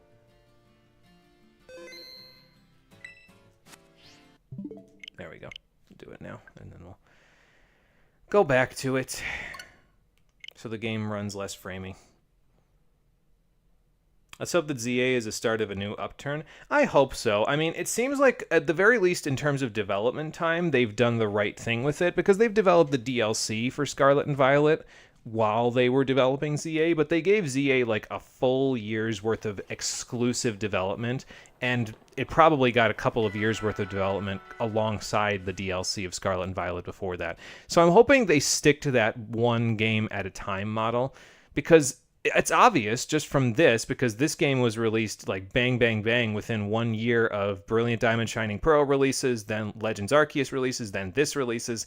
That model does not work. So if they're trying to do that again, then they haven't learned from their mistakes, obviously. And then it's like, okay, well, when you're a large, like a monopoly on the industry, and someone else comes along and does things better than you, well, then it's time for them to take over because they're doing it better than you. So. Oh, and this is another reason why I wanted to fight her, is because even if she wasn't the tough trainer, she has a Scarlet exclusive in Skrelp. She needs Skrelp on this cliff. She can't get off of it because she didn't climb. She doesn't know how she even got up here. But yeah, she has a Skrelp, so I can't find this for my Pokedex normally. So we're just going to fight it now. And it seems like her ultimate strategy is spamming Double Team. And in a minute I'm going to switch to Houseplant because she still has Swift if I don't just KO with Psybeam. But it looks like Venonat clutched up. I was going to say use those Compound Eyes, Venonat, but you've got Tinted Lens instead, so, you know, not quite so good. The other trainers in the area have a little bit stronger Pokemon, though, than this, where it's just kind of, the levels are close to what we want, but the rest is not, you know, so. But yeah, I'm not planning on playing any Pokemon games that release after this one. This one is pretty much... Really, like I said before, my plan initially was not to play another one after Let's Go because Sword and Shield left such a bad taste in my mouth, but I had enough to say about this one. That's not a punch, but sure, you do you, Toxtricity. I had enough to say about this one where I thought it was worth it to do it for the stream, but after this point, yeah, definitely not. Like, This is enough for me. There's enough for me to say about it, but in terms of open world games, there are plenty of other ones with more in them than just the surface level of work that they did with this one that will allow me to get something out of it, you know. So.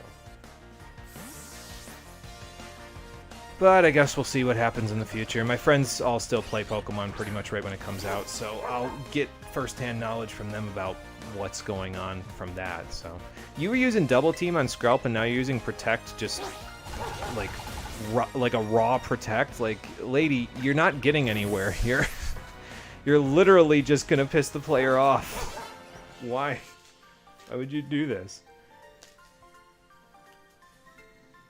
I mean, I have a wide variety of Pokemon that can all counteract yours, so that's probably part of the thing that helps me. Well, I suppose that's true, but the trouble with a lot of Dragon types is that a large number of them are in the slow experience group, so like she said, they're hard to raise just because they take more experience than everything else does to raise, so. I wonder if there's a treasure chest in this set of ruins. 2-star Terra Fighting Q-Fant. Well, you don't have a Q-Fant yet. We'll be able to catch one in the next area that we go to, but we don't have one yet. Well, Master McEwen can probably handle this. Although this Q-Fant is probably going to go into my box 1 now that I went over there, but you know. No, and here's something that'll give you a kick. Your copy of this game is permanently stuck on Spanish. Maybe that'll keep things interesting for you. I don't know how you got it permanently stuck on Spanish, but doing that probably will help you learn the language a little bit. I remembered trying that with Let's Go as well at one point. All right, let's go, team! And it helped me a little bit with like speaking Spanish and learning how the language is like in a complete sentence, you know what I mean? But the trouble that I was having was mainly like when the conjugation, because I can do, for the most part, do past, present, and future conjugation stuff, but there's like, I don't know if it's called like participles, but it's where it's like, it's not just present tense. It's present tense, but indicating that an activity is currently happening. Like I am doing versus I do, basically. And there's a difference there. And most of the time that doesn't matter, but there are certain situations, certain circumstances where that does matter in terms of how you structure the sentence and how you conjugate the word. Q-Fant, you're mine. But that was the part that tripped me up when I was reading this stuff. I was like, wait, this word base looks familiar, but what's all this extra stuff that they stuck on the end of it that I don't recognize? But yeah, I mean, it's a good way to learn a language is to play a game in a language. The best way they say to do it is to go to a place that speaks the language and just embroil yourself in the language by being like by being in proxy of it all the time. But if you can't be in a country where they speak Spanish all the time, then, you know, consume media in Spanish because it'll help. Also, maybe watch Spanish television or Spanish shows that have people speaking the language, because that might help you not just learn what the words mean, but how they're used in sentences and how quickly they speak them in dialect, you know? So, I do like Qfant. I'm not a big fan of its evolution, but Qfant itself is cute. There's a bunch of herds of them over in East Province Area 3 that you can come across, and it's fun to take little pictures of them and stuff. But, alright, where'd you go? You went over here, that's what I thought. So you get to be the first one in box 4. Cool. Alright, let's go look for a treasure chest, and then we'll come back. No, we'll fight this guy first, or this gal first. Guy? Gal? No, it's a guy. He's just got the bucket hat that I had on. You do that, sir. You do that.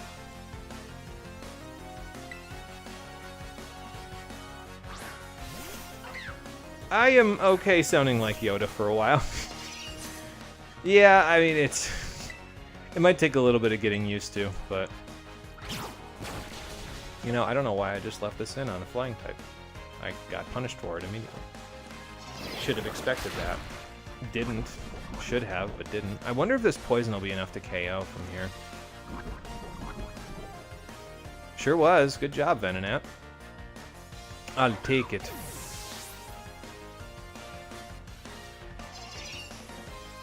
Now, that one didn't give us a whole lot of EXP, but this Dreadnought probably will. A little bit beyond this point, we won't have to worry so much about, like, well, I gotta fight the trainers that just have evolved Pokemon, because eventually they're all gonna be evolved, so it'll be a little easier to, you know, fight them that way.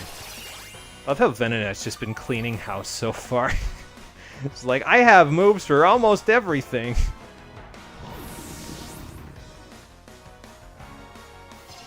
But to be fair, Venonat's the one that needs the most experience out of anybody in the party right now, because I want to free up that last slot so that I can go catch my last team member.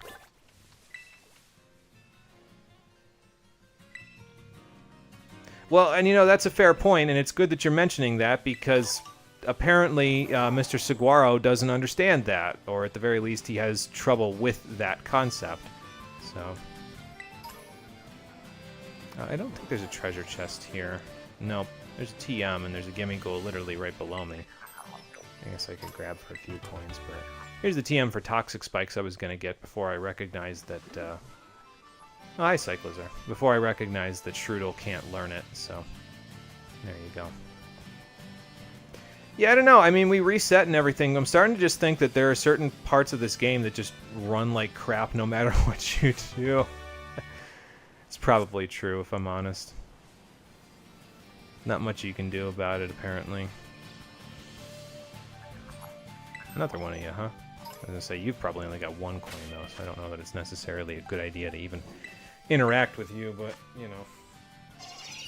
Yeah, oh boy, EXP! Venonat just being, like, sucking it all up.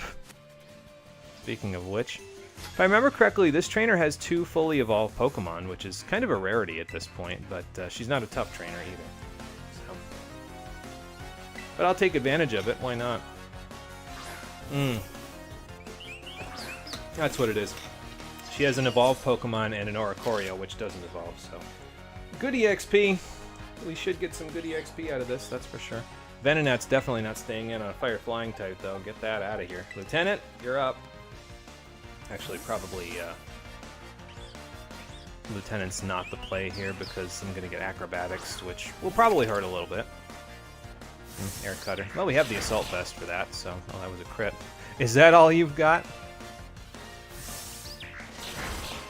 Keep trying, Oricorio. Keep trying. I'm going to leave the Lieutenant in because the next one's also a Fire type, if I remember right. I guess that's kind of the disadvantage of doing things the way I've been doing it in terms of, like, planning out my routes and everything, is I already pretty much know what to expect from the battles that I'm fighting, so it's not quite as, like, satisfying as it could be to just fight things on the off the cuff, you know? I should have tried Aura Sphere out, it probably still would have KO'd.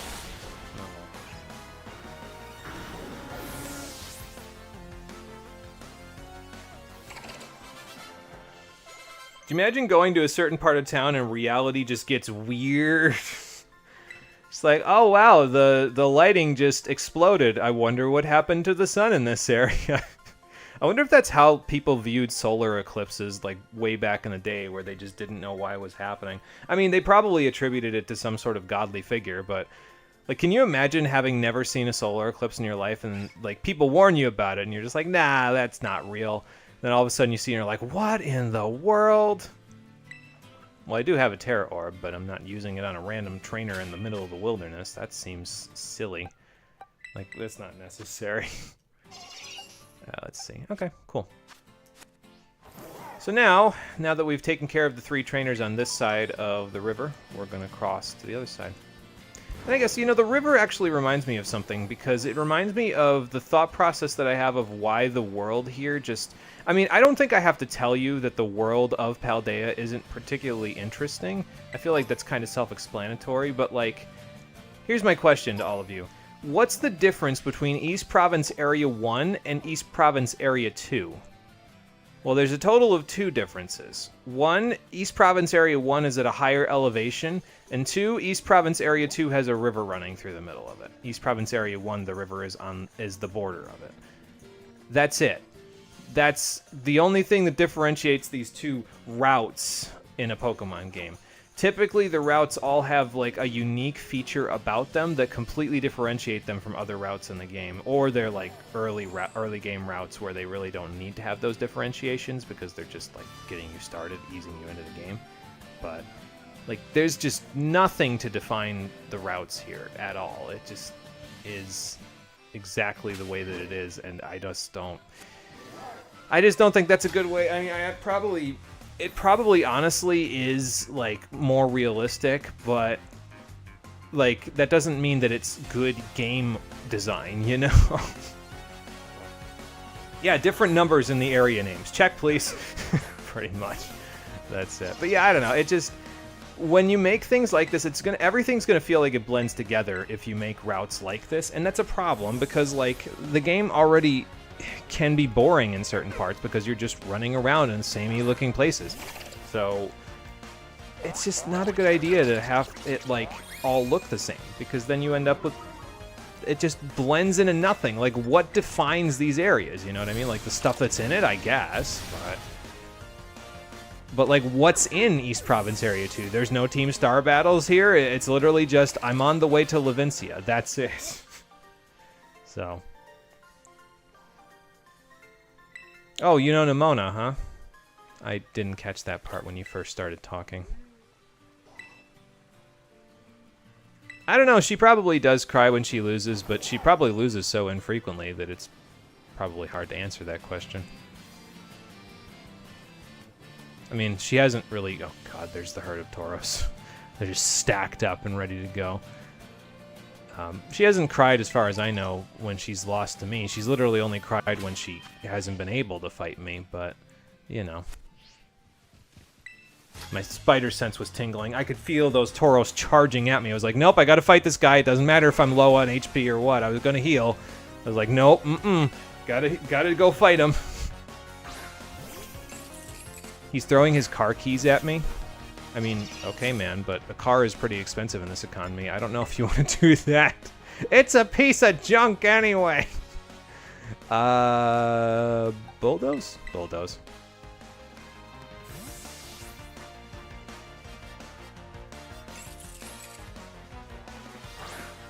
So you know what I might do? Just thinking about, in terms of the team that I didn't end up using, the team that I was planning on using before I designed this team for the stream, the one that I moved into my first box in the whatchamacallit, in the PC there.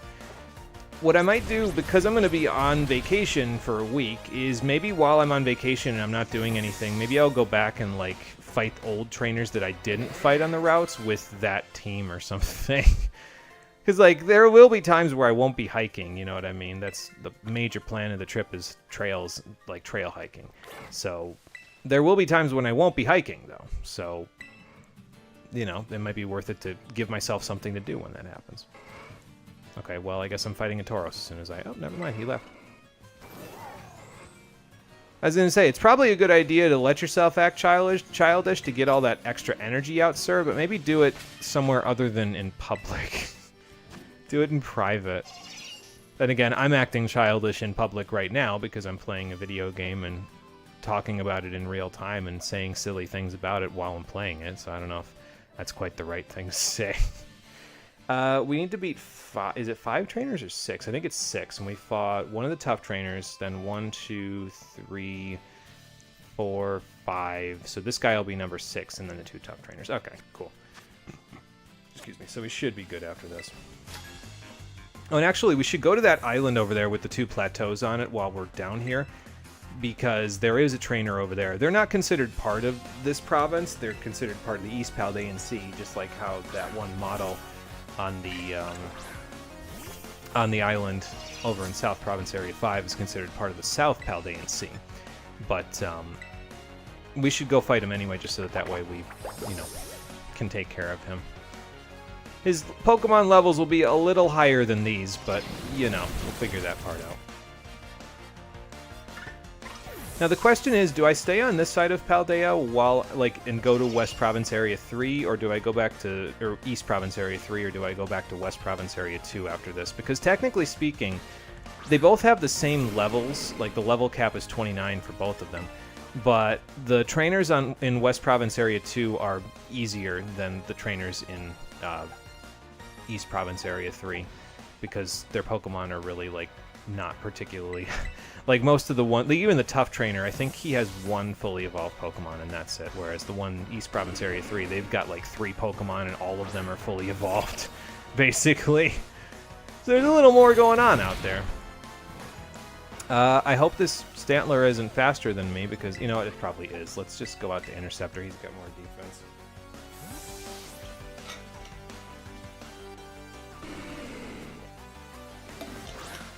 And then we can body press. Yeah, see, much easier to take when I've got the plus defense nature. Here you go. Nice. It's like body slam, only no paralysis chance. Which honestly sounds like a downgrade, but,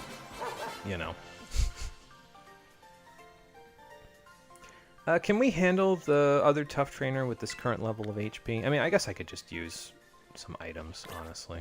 I've got a whole bunch of them. I might as well, Wait, hang on. What did he say? Oh, it's probably the Hoppip or the Skiploom. They wander around.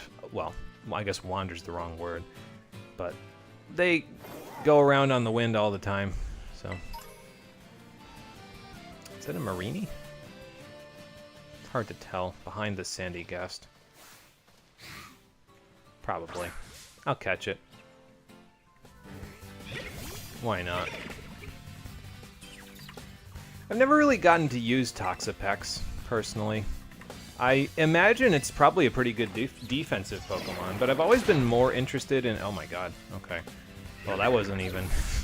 I guess it was because it was stab and stuff. Maybe I should have used something a little less powerful. Yeah, I've never gotten to really use one. I feel like it would be interesting to use offensively because it has that one... I think it's the ability's called Merciless, if I remember right.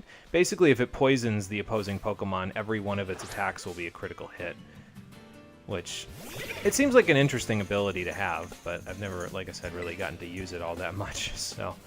Ice Fang probably won't KO you. Probably. Yeah, get wrecked. Great value, Moist Crit. Something like that. Oh yeah, that's not gonna help you. I'm surprised you even did 2 damage, honestly. I've protected all the Pokemon around me. But what about yourself? Oh no! Oh wow, that was a crit. Okay, well, we know what to use on water types going forward. At least for a little while, because once we're done with this area, we'll actually have another TM to teach Interceptor, and then his moveset will be done, so... It's one of the reasons why I want to go pick up my last team member, because he's going to lose Ice Fang pretty soon. And, well, we'll have... I mean, we have access to Ice Beam right now. I could just teach it to the Lieutenant, but, Oh yeah, and that's another thing, that this Pokemon can have the Regenerator ability. I don't remember if it has it naturally or if it has to get it as a hidden ability, but I suppose that's why most people use it defensively, is because it can just have Regenerator instead of, you know, the Merciless ability. I guess we can check. Let's see. No, this one's Limber. It doesn't even have Merciless. Oh well. It was worth a shot, but it's one of the reasons why, well, we won't be using it, so... God, I have so much stuff to sell. I need to sell this stuff when we go to Levincia, because holy man, like, just get this stuff out of my inventory. Look at all this. I must have used the lemonade or something. I'll just use the super potion. There we go. Yeah, I guess they restore 60 now instead of 50. I'm still in the 50 HP mindset apparently with those things. So, wow, a pearl string just on the beach randomly. That's interesting. Wouldn't expect that. Alright, second tough trainer. We'll go fight the guy on the island with the 2 plateaus, and then we'll go back to the South Levincia Pokemon Center, because that's where we get our prize for this area. And I think what I'm going to do... Oh, good, a low kicks. Is I am going to go over to West Province Area 2, because we only need to beat 4 trainers, and there's only 1 tough trainer over there, so that should be like a 20-minute jaunt, and then we can come back here to go to East Province Area 3. Do I stay in? Bug Dark. I think I stay in, because I can Bug Buzz this thing. Oh, U-turn. Okay, well, at least I know I resist that. I just have to remember if I switch Venonat out on his next Pokemon, that I need to switch it back in so that it can... Oh, it's a Rufflet. So it can get the experience for that low kicks. Again, because I think if I remember correctly... Wow, holy man. That did damage. I'm staying in. Oh, he played me. I used Psybeam because it was less powerful because I didn't need it, and now here comes the low kicks back out to nullify that, because low kicks is Bug Dark, so it won't take any damage from this. I'm just going to Bug Buzz again, though, now, because Bug Buzz is completely free at this point. It'll kill the Rufflet, or it'll faint the Rufflet on switch in, and this thing won't take it. Well, it probably will, because it's an evolved Pokemon, and I'm not, but, you know. It'll do big damage.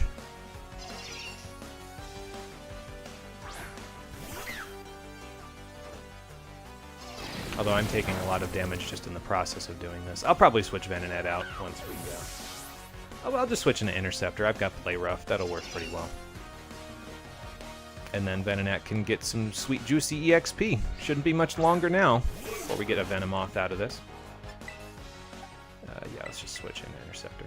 Actually, Houseplant is getting pretty close too, so it probably won't be too long before we get a couple of evolutions here. Have some bread instead of whatever you were going to give me, low kicks. I wonder if it has Poison Jab or something. I was going to say, I don't think we're going to find out, because I'm probably going to knock this thing out immediately. I didn't expect to be faster, though, so that's kind of funny. That's the evolution of Nimble, by the way. I don't know if we've... I've caught a Nimble, but I don't know if we've really seen Nimble on screen very much. But sure, we'll share being number 1, even though, you know, beat you fair and square. Well, you probably will, kid, if you keep going the way you're going. You've got some pretty strong Pokemon as it is. All you got to do is raise a more complete roster, so you're not just completely taken aback by anything that does crazy stuff. A mass outbreak of Finizen? Stand back, citizens. I've found some wild dolphins. Sure, I'll catch one. Why not?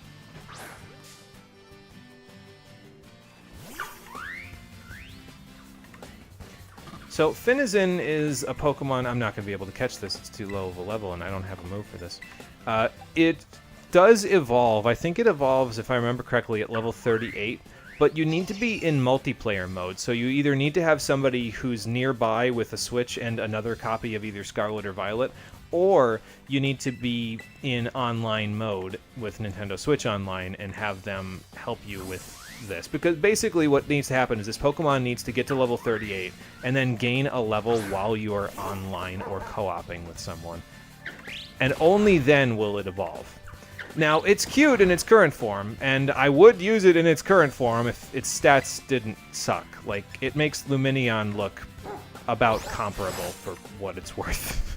And Lumineon is, No, actually, that's actually, an insult to Lumineon. Lumineon's stats are a fair bit better than this, if I remember correctly. So, excuse me. So yeah, so to evolve it, 1, be in co-op or online mode. 2, gain a level at or above level 38, and then this Finizen will evolve into its ultimate form. Seems like an arbitrary way of doing things, but whatever. At least it's cute the way it is. But it has like base 45 attack and special attack or something like that. It has base 75 speed, which is pretty good, but the rest is very low. So, yeah, it could be better, you know. I catch this Pincurchin. I'm going to catch this Pincurchin, because we can actually trade this Pincurchin back in Levincia, and we can get a different Pokemon out of it. 2 Pokemon, as a matter of fact, if we trade it. What doesn't KO you? I guess Psybeam doesn't KO you, maybe. Oh wow, that definitely doesn't KO you. Oh, wait. Online features like that tend to age super poorly, you've learned that much. Yeah, they're going to have to do something else with... The thing with Finizen is probably outside of this generation, you won't see it again. Because, like, usually when they have Pokemon with obscure evolution methods or obscure moves like that, they end up falling by the wayside. That you don't see them again after their generation. Or if you do, it's like multiple generations later. So, it's kind of a problem, honestly. Alright, let's yawn the Crimson Chin over here, and then we'll just throw a ball or 2 and see what happens.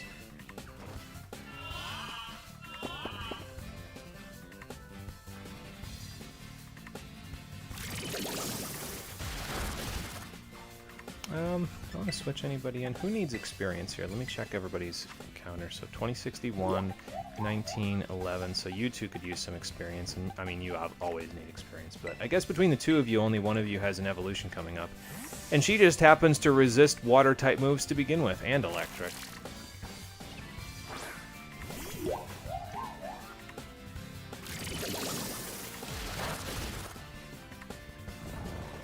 Alright, there we go. We'll toss a ball, and we'll essentially get 3 Pokemon out of this 1 Pokemon. We'll even color code the ball for the person that I'm going to trade this to. That way they'll never forget the Pokemon that's inside. At least I would hope, anyway. Unless they use all Ultra Balls for their Pokemon, like some of the tough trainers do. Oh good, Venonat got the level out of that. Cool.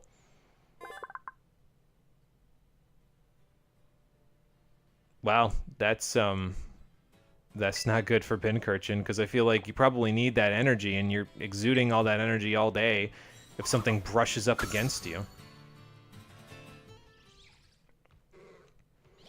Alright, but Venonat has gained all the experience that she needs. Let's evolve her up, and she'll be the last, basically non-permanent team member that we see an evolution of on screen, because the rest I'm probably just going to do off-screen when I do Chansey grinding for these Pokemon so they're ready for the bases, but...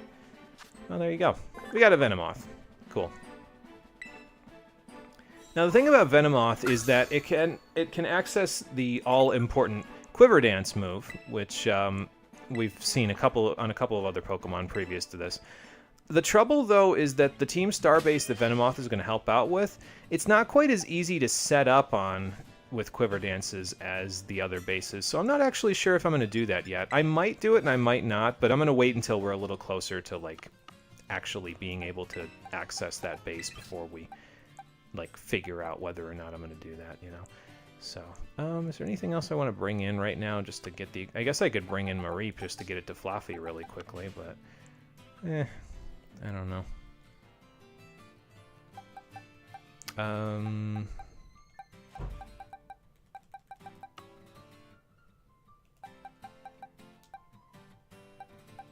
Yeah, I don't know. There's nothing I really want to just kind of bring in to just passively gain experience in the background at the moment, so I might just not. Just leave them and do stuff after this. I'll just leave this team of 5 for now, because they're really, at the moment, they're the only ones that I want to gain any extra experience on to begin with, so... Oh, I thought there was an item there. Never mind. Wow, Pearl String on the other beach and a Nugget on this one. Game's just giving away money. We're gonna get like $200,000 Poké Dollars from all the stuff I have to sell. It's gonna be ridiculous. Yeah, we'll head over here. Then we'll go back to Levincia. We'll collect our prize. We'll go to West Province Area 2, and then we'll go from there. Hopefully we'll have enough time to do the gym today. We'll see. Giga Impact, wow. Strong move to just be giving me here. I kind of figured Hyper Beam was coming, whoa, Kilowattrel, considering what else is here. I guess all the stat boosting vitamins are going to be here too, so that's like $5,000 for each one. Let's see what we got here. I'll go Roxas first. I know what this guy has, so. What can't you find, sir? Oh, your potential. I was going to say, maybe I can help you search for it, but I think you're on your own for that one. Wah, wah. What gorgeous eyes! Its enemies can see themselves falling into the inky dark abyss. There you go. At the very least, it's intimidating, right? I wonder if this thing has a psychic type move. I don't know. I was going to switch Houseplant in, but I'm not sure if I want to. I think I'm just going to leave Roxas in. It's fine. Thunder Punch the heck out of it. Blech! I was faster anyway, so it doesn't matter. Veluza has okay speed, but I think it's not incredible. It's like, I want to say base 80 or something like that.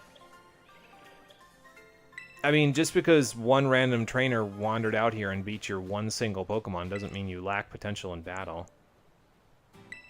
I mean, that's called having a midlife crisis, sir. You just need to recognize that life isn't over just because you're not a child anymore. Oh, good, it's raining on his parade now. That man has the worst luck I've ever seen. I'm going to go around the outside of the area first just to grab all the stat boosting vitamins, because I think there should be all of them outside this. Oh, there's a vinegar here. Okay. Vinegar is a condiment for food, I guess. I mean, well, yeah, duh. It's bad in real life, too. But you can use it in recipes in this game, so. I'm surprised that there's just a random vinegar sitting on the beach, though. Like, that seems a little bizarre. I don't know. Oh, okay, so they gave you Hyper Beam, Giga Impact, and the 3 pledge moves for TMs out here. Got it. Alright, cool. I'll take them. And now to get to Levincia. So we can collect our prize. And actually, we'll grab 2 prizes while we're here. We'll heal first. We'll grab the one from the Pokemon Center, and then we'll go do the trade that I was mentioning before. I don't think I've caught a Ghastly yet, right? Because the Ghastly has to do with the trade. If I have caught a Ghastly, well, then I guess I'll stick... no, it doesn't look like it, unless I just passed it. No, it doesn't look like it. Okay, so we're going to get a Haunter out of this trade, although Haunter evolves by trading, so we might get something other than a Haunter out of this trade that we're going to do in a minute. Someone probably forgot it after a picnic. It makes enough sense. Yeah, fair enough. I mean, if you have a picnic on the beach like that, it's off in the middle of nowhere, but I mean, at least you'd know you have some privacy if you're off in that direction, you know. So, all right, let's bulk sell a whole bunch of stuff. So we're going to go to 15 of these, which means, I mean, really I could sell all of these, but we're going to get more of these anyway in the overworld, even if I don't want to, so I might as well just hold on to them so they don't sort through my items. 41 minus 26, 31, 21, 15, yeah, 26. Take 10 of these, take 5 of these, just keep these, you need 7 of these. You can take all of those, I won't need those. Or those, or those. 5 of those, 4 of these. Usually when people go on shopping sprees, they purchase rather than sell all of these sorts of things, but well, I definitely won't need all this. 14 nest balls? What am I going to do with 14 nest balls? I guess catch Pokemon with them, but like, what am I going to catch in a nest ball? The catch rate on those things is not particularly high from my understanding, unless you're really, really high level compared to the opposing Pokemon. So, oh, these are only worth 2,500. Okay, well, that's fine. They'll still get us a ton of money. I think I'm going to hang on to the Adamant Mint. I'm going to use it on, if I decide to use the reserve team that I am not using for the playthrough, I'll use the Adamant Mint on them, one of them, because if I remember correctly, the Bronzor in the team has a nature that is not adamant, and if I'm going to use it as a physical attacker, I want the nature to be adamant, so I'll probably just use it on them. I'll hold on to this Power Bracer and Power Lens because I'll probably use it for them as well if I end up using them outside of, you know, the playthrough. Actually, I mean, if I raise them to a decent level off-screen, I could always use them for some cameo appearance or something later on in the game. I don't know. I'll figure it out eventually. I promise, my head will be screwed on right at some point. It just won't be some point soon. Oh, 605 on the Gimmighoul coins. We're getting closer. 21 Stardusts, just randomly chilling out my inventory. This is where the big money's going to come in right here. There we go. I don't need the extra salt marmalade. I won't need the vinegar, cherry tomatoes, or the avocado. I'll keep the ham, the stuff for the ham sandwich, and the stuff for the custom sandwich I'm going to be making in a few minutes. But there we go, $218,587 just from random stuff wandering around. We literally just doubled our money, basically. So that's pretty good. 16 Caterpie. No, 16 Joltik. Just all the electric spiders. And similar to the Asado Desert, we get a ground-type TM here, Stomping Tantrum. Now, Stomping Tantrum is actually kind of interesting for reasons I can't really talk about just yet, but in about half a level, I'll have a reason to talk about Stomping Tantrum. That being said, it's the last move I want Interceptor to learn because it'll give fighting and ground coverage. Now, fighting and ice coverage is good too, but fighting and ground coverage, from what I remember looking at my list, it's a little bit better in terms of like the overall amount of coverage that we get. So we'll let Interceptor learn how to throw a tantrum. Why not?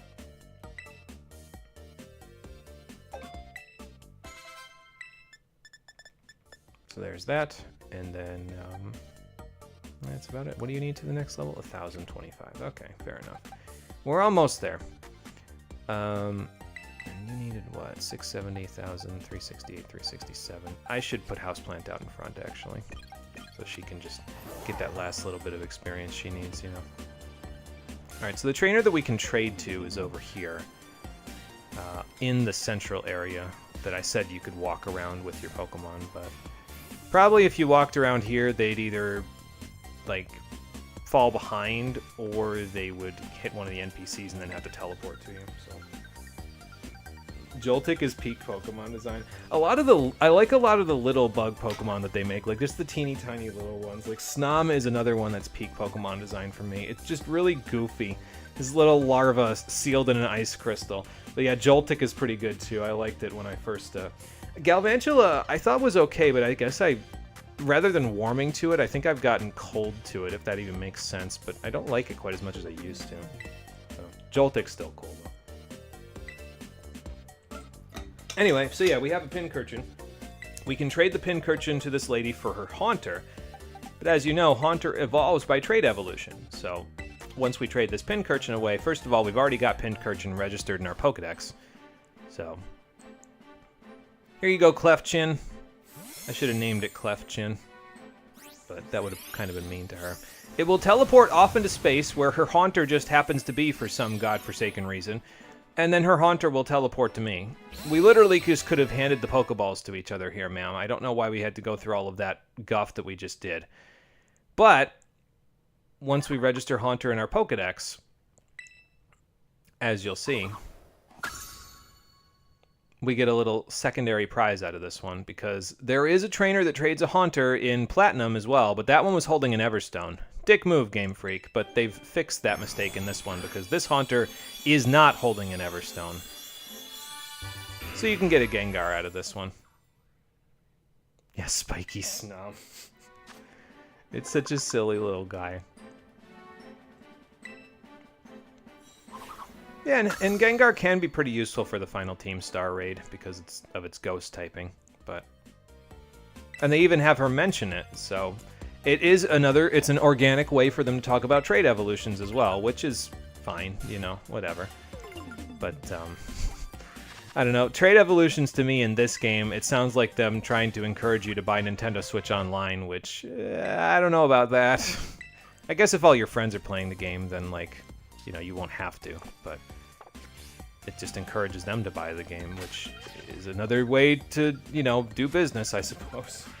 Just gotta find ways to keep doing business. Alright, oh, there's a Charcadet breakout over there. Where am I going next? Porto. So we got the TM for Stomping Tantrum over here in Levincia for beating enough trainers in East Province Area 2. Now we can get the item over here that I mentioned you would have homework to do if you were in Scarlet version. If you did the homework that I mentioned way back when we fought the Titans, you've already got the item that this person's going to give us, but if you didn't, that's fine because we're just going to fight them anyway, so now you'll see what the item is that we're going to get out of this. So,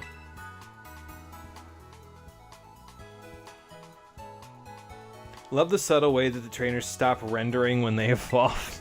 They just pop them out of existence because they're like, nope, that's too much stuff. The game won't run if we do this. Do I want to catch a Girafarig? Yeah, Girafarig's cool. I like Girafarig, so maybe I will. Maybe not that one, though, because that one is no longer... Okay, now that one's facing towards me. Not having much luck with these Girafarig, am I? Cyclos are up there, too. I gotta be careful. I think Girafarig's aggressive, so I don't want to go running off. Oh, you turned around. How about you? There we go.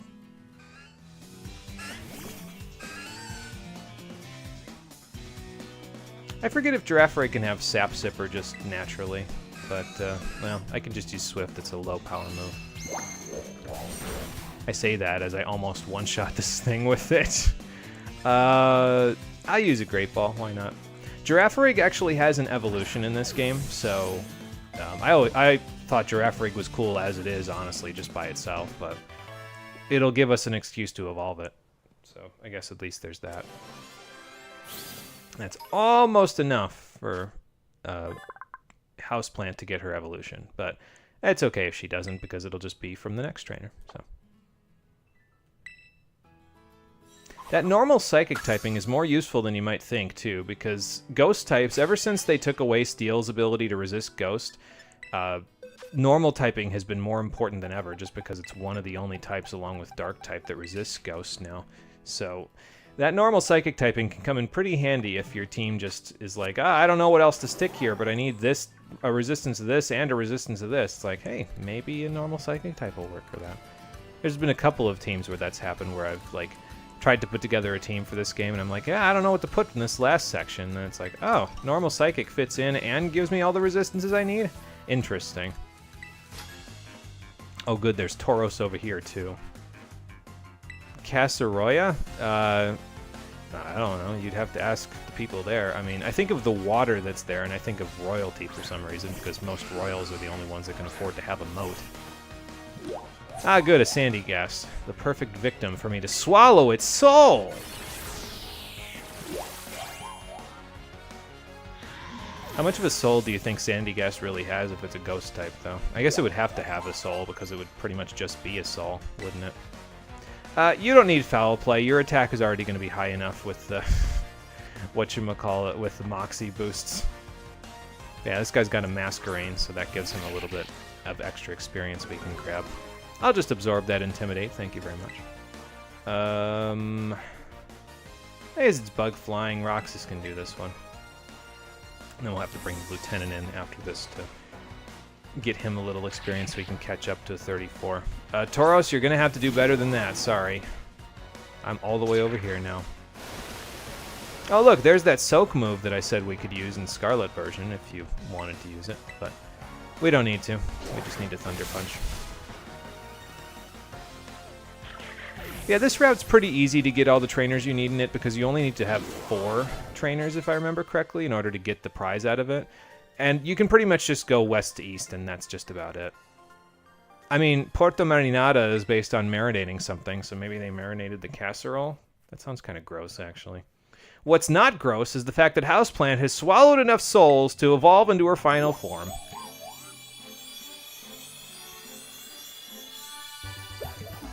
Turns out it's Arbor Day. Little late, but there we go. Arboliva.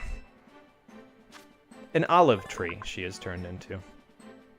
And apparently the olives have oil in them that can be launched at a speed to smash a boulder. That's impressive. And also she's T-posing in her Pokedex entry. Fair enough, I guess. Ooh, kid, we better talk quick. That Tauros is going to run me over. Yeah, that's the problem, but thankfully we've been able to swim ever since we've been able to go over there, so...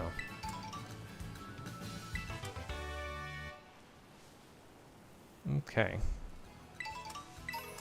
I could catch a Meowth as well. That'd get us a Persian, so... But yeah, it looks like everybody's up to level 35 now. See what kind of, well, we can't use a Violet on you anymore, but... Holy crow, 117 special attack on you now. Now that's a lot of special attack. Alright, let's swap this out for Wise Glasses, I guess, for now. I might do something else with it later, but... for now, we'll do Wise Glasses. And we can switch the Eviolite over to Shaylee, maybe? But not while she's got Rock Slide. We're going to need to leave it on there. So... Like I said before, I might be able to switch out Rock Slide for something else a little later, but for now, it's gonna stay. So, who is hammering something outside at 9:30 at night?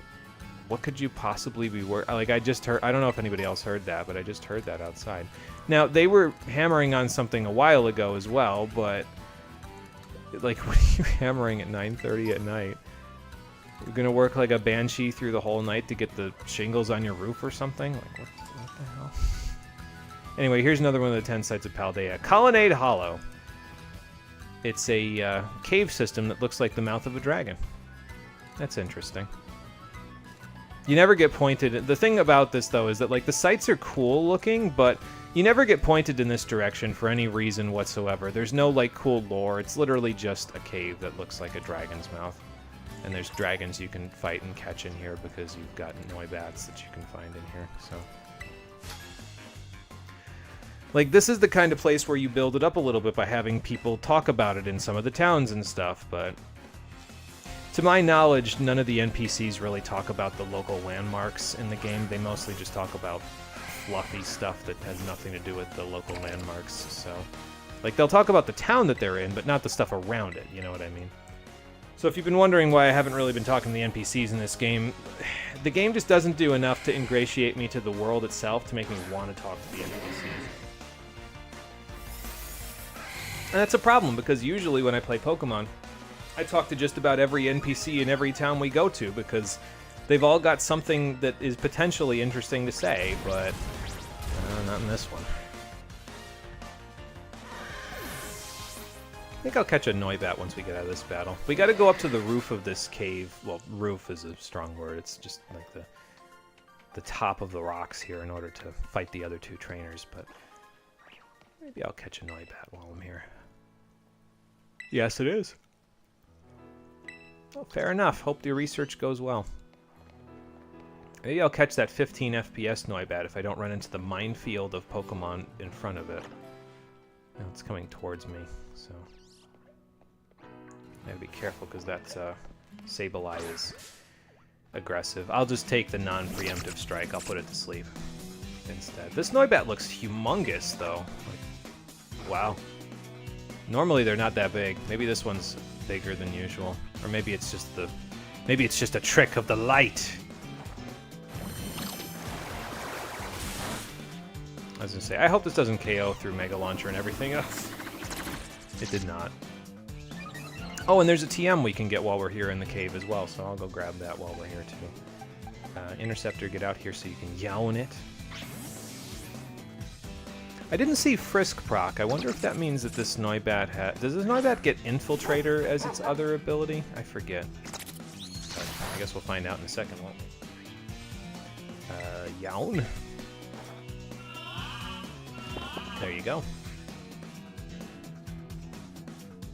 You know, I guess a poison flying type Interceptor would have a pretty big problem fighting because, you know, like, all of its moves are not very effective there. But as far as I'm aware, there aren't any poison flying types available in the base game of this game. Maybe Zubat, Golbat, and Crobat are available in one of the DLC, but in the base game, not so much. Yeah, who lost their CD collection literally across the whole region? Because there's just TMs everywhere. Oh, somebody did. It'd be interesting if there was, like, actual lore behind it, but not so much, so... Alright, well, you're in a cave, and it's still nighttime, so this should be, doesn't say particularly effective. There's a critical capture for you. Like, I know, game design, but still, yeah, really, they're just everywhere. Like, what's the purpose of all this stuff? So, Noibat's cool. I like Noivern. Usually I already have a purple Pokemon for my team, but when I don't, Noivern's a good option. I think this is the only place you can get Noibat in the whole region as well, so if you were looking for something, this is probably, if you're looking for it specifically, this is probably the best place to get it, so... There you go. Excuse me. Alright, well, 24 more Pokemon, 25 with my last team member to capture for the rest of the game, and then we'll have all of our boxes filled out, so... Is the TM over here? I think this might be it, but I'm not 100% sure about that. Yeah, it is. It's another Stealth Rock TM. So we'll use that on Shaylee so that she has access to that move instead of Torment, which I've never used. Well, actually, no, I've used it once. Never mind. But Stealth Rock will be universally more useful because we can just use it to set up a trap for, you know, tough trainers like gym leaders and stuff so that their Pokemon take a little extra damage on the way in. It's probably not really useful against the regular trainers of the region because most of them have, like, one Pokemon. So you really don't have much use out of something like Stealth Rock when there's nothing to trap, you know what I mean? But when you do have something to trap, it's a little easier to use it. Here's a Dragon Pulse TM. That also is affected by Mega Launcher, so if you want to, you could have, whatchamacallit, learn that. Clauncher learn that. Actually, I think, is Clauncher the next one to... Oh, this Gimmighoul's level 50, wow. Yeah, Clauncher's the next one to evolve out of our Motley crew, actually. So it'll be Clauncher evolving at 37, and then I'm going to wait to evolve Shaylee into Crocodile until she's level 42, because if I remember correctly, that's the level she'll get, whatchamacallit, Earthquake. So I could just make another Earthquake TM at this point, but, I'll get it by level up anyway. I can wait. Hell, if I'm honest, I don't mind waiting, because if you think about, like, Pokemon Black and White, like, in Black and White 1 and Black and White 2, you have to wait until post-game to get an Earthquake TM for both of those games, so if anything, I'm used to using Bulldoze for a little while. So, it's something we'll have to play around a little bit when we eventually play Black and White 1 and 2 for the stream. I haven't figured out which of the two I'm going to play yet for the stream, but we will be playing them both. So, by that I mean, I haven't figured out whether I'm playing Black version or White version yet, but we'll be playing either Black 1 and 2 or White 1 and 2 for the stream at some point. So, alright, now what's the easiest way to get to the top of this damn thing? I'm gonna go up here. Okay. There we go. I'm gonna go up here-ish. Yeah, this should work, because then I can jump over to those cliffs there, maybe. Yeah, I can jump over to those cliffs from here, so... And then hop on up. There should be 2 trainers up here. One of them's right here, the other one's further back. So... Oh, is this that lady that was bothering Professor Hassel? No, different one, but... She needs more power! Well, I happen to know a guy with a katana that you might want to talk to, but he's kind of a devil, so... Maybe not, maybe never mind. Oh good, I don't have an Ice-type attack for you, so I'll just use Water Pulse instead. You're gonna have to do better than Tackle, my lady. Sorry. That's just not gonna work too well for you.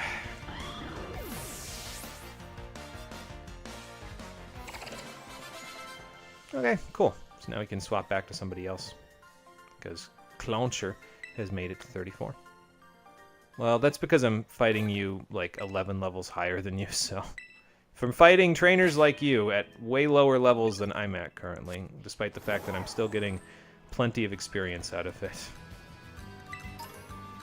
If I remember correctly, there's a Comet Shard up here somewhere. That's the item that sells for the most out of any of the valuables, if I remember right. So, I don't know where it is. It's here somewhere, though. Among the 10 FPS or less that this whole area is currently doing. I think, yeah, I was going to say the other hikers over here.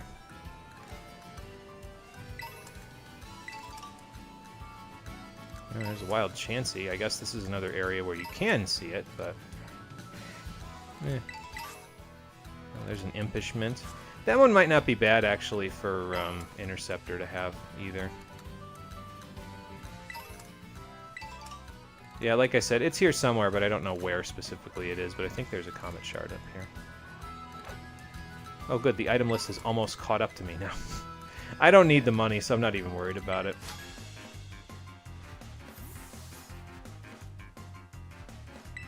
Yes, yes, you're very bad at puns. We all get it, but that's fine. Did you dye your hair or something? Maybe. Oh, good. Random Rainstorm as a Giraffe Ray comes out. Fair enough. I think Play Rough should be enough for this one. Yep. And that's trainer number 4. There's one more trainer left, just the tough trainer, and actually they're on the other side of Colonnade Hollow, inside of the hollow itself, so we'll just go back down and take care of that. Yes, ma'am, you did. I know it's kind of hard to figure that part out when the battle's over and your Pokemon's the one fainting, but... Oh, you know, that's a fair point, although I guess, you know, there's the space there, but... She's got a point. It does read the same forward and backward. God, this is dreadful. Oh... I don't know why they do this, though. Like, if the game already chugs, why even have random rainstorms pop up? Like, why would you actively sabotage your own video game like this? It just doesn't make sense to me. It's just bizarre. Like, what's the point? Okay, Cyclozar, we're going to have to not go on a collision course here. Oh, good. There's a Tauros guarding this. Yoink. I'll take that, thank you. There's the Comet Shard right there. Arrest TM. Max Elixir. I'm going to go grab this other item that was over by that Tauros, actually, on the other cliff here. I don't know what this is, but I'll take it. I also love how the rain stops when you change elevations like that. Like, if you drop down, it stops for a second, like the game's trying to register where to put the rain or something. Like, oh, why did I do this to myself? What was the point? But I think if I remember correctly, if you keep going in this direction, you'll essentially end up back in quote-unquote West Province Area 1. And by that I mean the trainers that are up in this section count as West Province Area 1, even though it's, like, not West Province Area 1. It's West Province Area 2, just up on the cliffs. But they count towards West Province Area 1. So.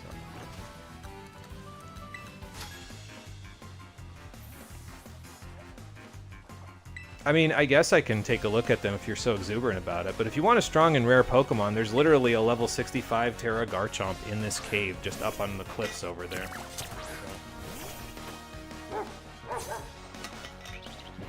Interceptor, you can probably handle both of these, actually, so let's just use your new Stomping Tantrum. Oh, I didn't get to mention why Stomping Tantrum is important. Hopefully I remember to do that after this fight. I'll talk about it. Is Koraidon getting stuck in the mud or the frame rate? Maybe a little of both, honestly.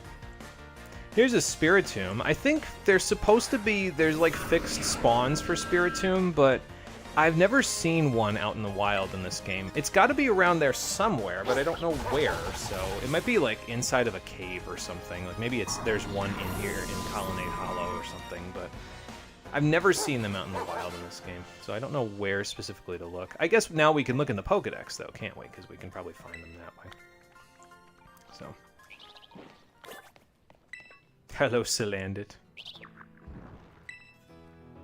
Well, I have a couple of shiny Pokemon if you want to take a look at those. So. I'm going to go grab this Watchtower as a fly point, because then we can just fly back to it instead of having to go all the way back to the Pokemon Center of Porto Marinada. And then backtracking towards West Province Area 3 when we come back this way. So I'll just grab this while we're here. It's a location in Casa Royal Lake, which means that the trainers and the Pokemon here are very powerful, and definitely not to be messed with, but if we go up and we grab the stuff here, I mean, worst comes to worst, there's a gimme goal at the top of this. We'll just grab its coins, and then we'll use this as a fly point for later to come back to. Because I think down there, that bridge that leads back to Porto Marinada, because that's the Porto Lighthouse over there, that path that leads across the bridge leads through Casa Royal Lake, and then it ends up going that way, which goes across that bridge that leads over to Medali. That bridge over there coming from Colonnade Hollow is probably the intended path to get to Medali. So you go through Colonnade Hollow and then you get to Medali that way. The trainers that are in that direction are probably more towards the level that you'll be at going to Medali rather than that direction where they're going to be like level 50 something, you know. So maybe go that way instead.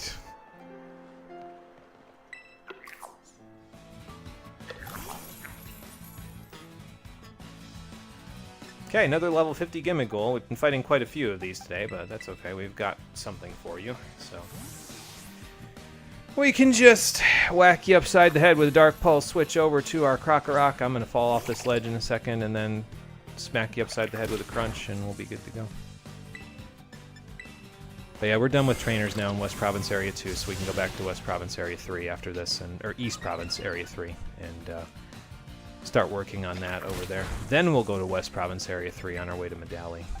So, but it doesn't look like we're going to get to the gym today, by the looks of like the time that we have left, which is a little bit of a shame, but that's okay. I don't mind. We can just work on that next time, you know. There was a lot of school stuff to do today, so I kind of had to knock that out so it was done. I mean, I didn't have to, because you don't have to do the school stuff, but nobody does the school stuff, so I at the very least want to show it off, you know. So, alright, 50 more coins. Let's go grab our prize, and then, like I said, this is now a fly point, so we can just come back here and then go down here to the bridge and go all the way up, because there's Medali right there. So, I think it's only 5 trainers that you have to fight in West Province Area 3 to get the prize in Medali. But if I remember correctly, there's quite a lot of trainers around East Province Area 3, or West. I keep getting them confused, sorry. You'd think I'd know my directions by this point. I think there's quite a lot of trainers around West Province Area 3 that are even higher level than the gym leader's strongest Pokemon at certain points, so it might be worth it to fight more than 5 trainers while we're there, because some of them will be more akin to what we'll be fighting on our way through Dali Zappa Passage, going towards the mountain in the north part of the province. So yeah, so far so good. I'll take that, thank you. And he gives you a Focus Sash for finishing this out. And like I said with the Air Balloon, the Focus Sash is not a one-and-done item in this game. You can actually use it in battle, and then it'll come back after the battle's over with. So you can use it multiple times in a row without having to worry about it breaking or something. So, all right, well, we're back in this. Oh, that's what I was going to do, Stomping Tantrum. So when Houseplant evolved into Arboliva, she gained a new ability called Seed Sower. So now what happens is when she gets hit by an attack, she actually sets grassy terrain on the field. And she's pretty slow, so she'll get hit by attacks pretty often before she can actually retaliate now. So she doesn't need grassy terrain anymore, for one. But for two, the thing about grassy terrain is that it actually reduces the power of certain ground-type moves, Bulldoze, Earthquake, and Magnitude, but it does not reduce the power of Stomping Tantrum. So if it becomes a problem later on where it's like, okay, Houseplant keeps setting grassy terrain and now Shaylee can't do her earthquakes and stuff, I can teach Shaylee Stomping Tantrum instead. It'll be less powerful, but it won't be affected by the grassy terrain, so then she can actually use that instead. So I'm going to need to get a second Stomping Tantrum TM at some point. I'll check out what needs to be used to make it, and then we'll go from there. Sorry you left, but you found something amazing? Well, no, it's good that you found something amazing. What did you find that was amazing? That sounds interesting. What can did you get Leech Seed yet? No, but you can learn Mirror Coat. I guess I'll give you Mirror Coat for now, because we don't have the last move that I want to teach you just yet. Although you'll probably get Leech Seed sometime soon, because I remember you being able to get Leech Seed, and honestly, I'll probably keep that instead of anything else. So, we'll see. Yeah, okay, well, fair enough. Anyway, that's just about it for this area, so we'll come back to this side of Paldea in just a little bit. For now, we gotta work on this area here, so we will go. And actually, I want to get to Zapapico as well at some point here. So maybe we could do that today, just so that way I can, like... Because I want to go this way, because there's actually a cave near Dali Zappa Passage where we can find our final team member, although we're not going to be using them until after we're done with the fight with Larry. So maybe, because Flamigo is going to make a cameo appearance for that. So maybe instead of that, what we'll do is we'll go to East Province Area 3, we'll start here, and then we'll fight some of the trainers here, and maybe we'll get done with all of them. I'm not sure. The prize is at Zapapico's East Pokemon Center. We'll fight the trainers. We got to fight 7 of them total. So we'll fight the trainers and the tough trainers, and we'll see what time we're at after that, and then I'll go from there. So we can also come back to Tag Tree Thicket because there's 3 trainers in there to fight, but their levels are higher than those of... Actually, no, now their levels are about the same. Their levels are the next highest after the people in West Province or East Province Area 3, so it might be worth it actually to fight the 3 trainers in Tag Tree Thicket after we're done with this at some point. So, and then we'll go to West Province Area 3 after that. Wow, level 28, that's a pretty high level for you. Are you all level 28? Yes, you are. Wow. Okay. I'm going to catch a Roly-Poly. It's a 3-stage evolution Pokemon, so it's probably well worth the time to capture while I'm trying to fill out more of the Pokedex. I really like Colossal, especially in this game, because it actually has access to Power Gem in this game, which it did not have access to in Gen 8. So it's a little more interesting to use, I think, in this one than it was in the other one. So sure, I don't think Poison Jab will kill you.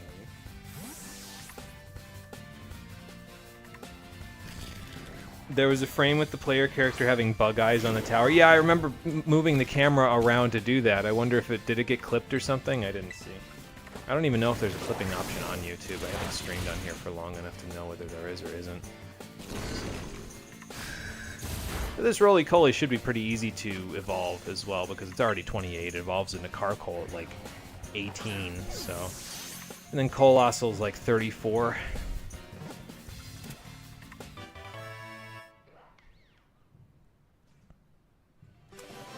Okay, there's another one of those. Interceptor's at 36. Good, good.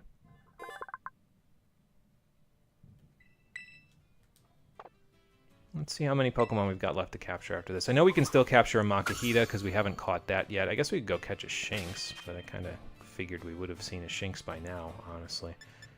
I guess they're only available in South Province Area 3, maybe. I don't know. Okay, so you go up here now. And we need to catch 5, 11, 17, 23 more Pokemon total. Cool. So we've still got some room to catch stuff in the North Province. I'm going to try to leave a little bit of room for stuff in the North Provinces because we haven't really been up there yet at all. So, well, okay. I've got another Firestone. Now, this part here, so there's a trainer I want to go fight here, but I don't really know how to get to him. Supposedly he's down in a cave down here, but I don't know if there's any caves. Oh, there is a cave down there. Okay, never mind. I was going to say, I don't know if there's any caves over in this section, but there is, in fact, a cave just down the hill there. I was going to say, we might have to go in from a different direction, but nope, we won't have to, so. Yes, because you will use a Dragon type. And actually, since we only caught one Apple in, if I remember correctly, the one you're using, yeah, is Appleton. So maybe we'll just evolve ours into Flapple, so that way we have this one for the Pokedex registered, but we have whatchamacallit. We can actually catch the other one instead. So, yeah, Roxas has Poison Jab. He should be able to knock this thing out in a couple of hits.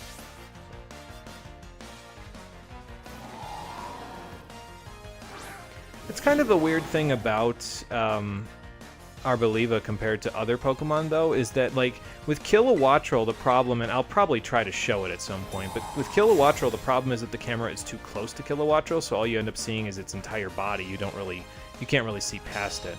With Arboliva, because of the fact that in her non-battle stance, her arms are out so wide, they pull the camera all the way back, but in her battle stance, she's got her arms up, so she doesn't have to, like, have the camera that far away, you know what I mean? So you can pull it closer in that specific instance, guys. Yeah, we're probably gonna get to level 36 before we finish everything out here. Yeah, that's usually the problem, because that outfit is only worn by dragon tamers, or dragon trainers. Well, I think she was a dragon tamer, actually. So, let's see, 613, 553, 10. And then you need 2048 to get to the next one. So I guess we should probably put you out so that way you can get done a little faster. So good at Damp Rock. I haven't had one of those yet. That's surprising. I would have thought I would have found one of those by now, but apparently not. Yeah, why not? You're only one level away from evolving anyway. And I managed to actually throw the Pokeball at you before you started self-destructing, which would have been not very good for you. I gotta be a little careful, though, because you probably know self-destruct, and therefore I should probably just throw a ball at you at the moment. I should have thrown a Quick Ball on the first turn. I'll just throw an Ultra Ball. Oh, there we go. Critical capture. Very nice. That one will be easy to evolve. That Varoom is really going. Alright, so Shaylee's 36 now. That's good. Almost all of us at 36. Is it easily mistaken for a Pokeball? See, that's the thing, though, is like Voltorb in the old games, it made sense that it was easily mistaken for a Pokeball because you couldn't tell the proportions of the Pokemon, so you just sort of assumed, okay, this is the same size as a Pokeball. But now Voltorb was that big, and the items are this big. So who mistakes a Voltorb for a Pokeball now? Like, I feel like it's on you if you do that, you know? Like, you're not paying any attention. This Pokeball is 10 times its normal size. I wonder why. Oh, well, I guess I'll just pick it up anyway. Like, what are you doing? Pardon me there, Salandit. I guess you're not going to get out of my way. Salandit blocks the path. Not for long. Oh, wow, you get nasty plot by 27? That's nuts. I forgot that that happened, but that's okay. You're gone. Oh, I got Voltorb a little experience as well because I forgot to take it on my party. Alright, so now we got a choice, I think, because in a few minutes all of our Pokemon are going to be ready to take on the 5th gym. So we could either go to take on the gym before we're done. We've got about 25 minutes. We might be able to finish it by then. Or, instead of doing that, I could go to Zepapico and get the other Pokemon that I need. It might be better to do that, honestly. So I can have my 6th team member. I'm going to fight this Doug Trio, because he's also in my way. Gigantamax? Dynamax? I never really figured out which. Yeah, and I mean, well, okay, so Gigantamax is like specific Pokemon have specific separate forms, whereas Dynamax is just any Pokemon can do it. That's the impression that I get, but maybe Voltorb was just a Dynamaxed Pokeball. I don't know. Okay, well, there's another 36 for us. In a minute we'll have the last one, because Houseplant will get there. And Clauncher should get there soon. Any day now. What are you doing down here, sir? Oh, okay. So you're just digging the tunnel until your child is born? Well, congratulations ahead of time, but... Oh. Okay, wait a minute. Hold on. Who did this? And why did you do this? If you want Hypno to beat the allegations, you're going to need to give it to somebody who doesn't talk about the fact that they have a kid on the way. Like, did this Hypno factor into you getting married, sir? Was he the proctor at your marriage? Oh, it's always that one guy digging tunnels. You're only digging a bigger tunnel for Hypno here, sir. Oh, dear God. All right, I'm going to switch in Arboliva. I'm going to switch in Houseplant just because that way she can get a little extra experience out of this. Yeah, see how far the camera gets pulled out for this? I don't know why they pull it all the way out like this. It doesn't need to be all the way out here. I can see myself in this battle. That's not supposed to happen.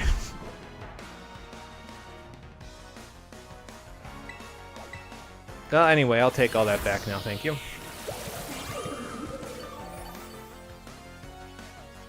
Alright, let's see if Clauncher gets to 35 from this. If he does, then I'm gonna probably just go to Zepapico and catch the other couple of Pokemon that I need. Oh, you almost got there. Well, we can catch that Makahita if it's still here, and then that should get us there.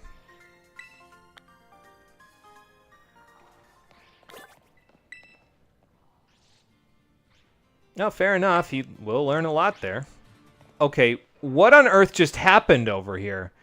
Why are there 26 Pokemon in the tunnel now?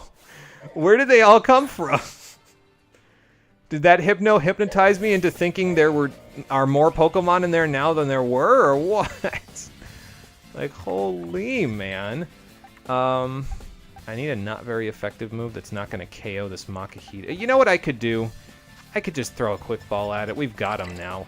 I might as well.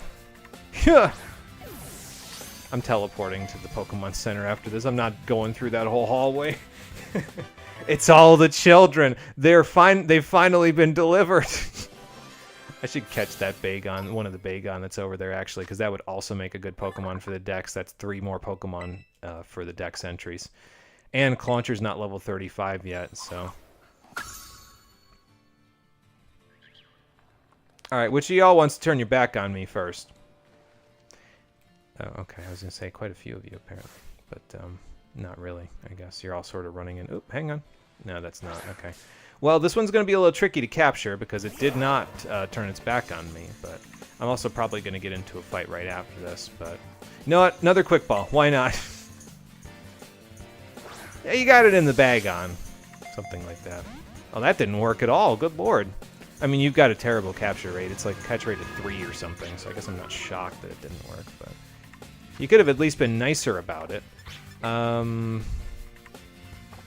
Water Pulse. I don't think Water Pulse will KO from here, right? I mean, there's more Bagon if I don't catch this one. Okay, that's good. Well, he's confused now. I don't remember if confusion factors into catch rate, but I do want to yawn him so that he's less confused, I guess. If he starts hurting himself, though, I might have to speed up this capture a little bit. So, just throw a Dusk Ball at him and hope that this cave registers as a cave so that it actually increases the catch rate. I might just throw an Ultra Ball, honestly. Okay, good. He didn't hurt himself that time. And if I put him to sleep, the poor baby will not hurt herself so much.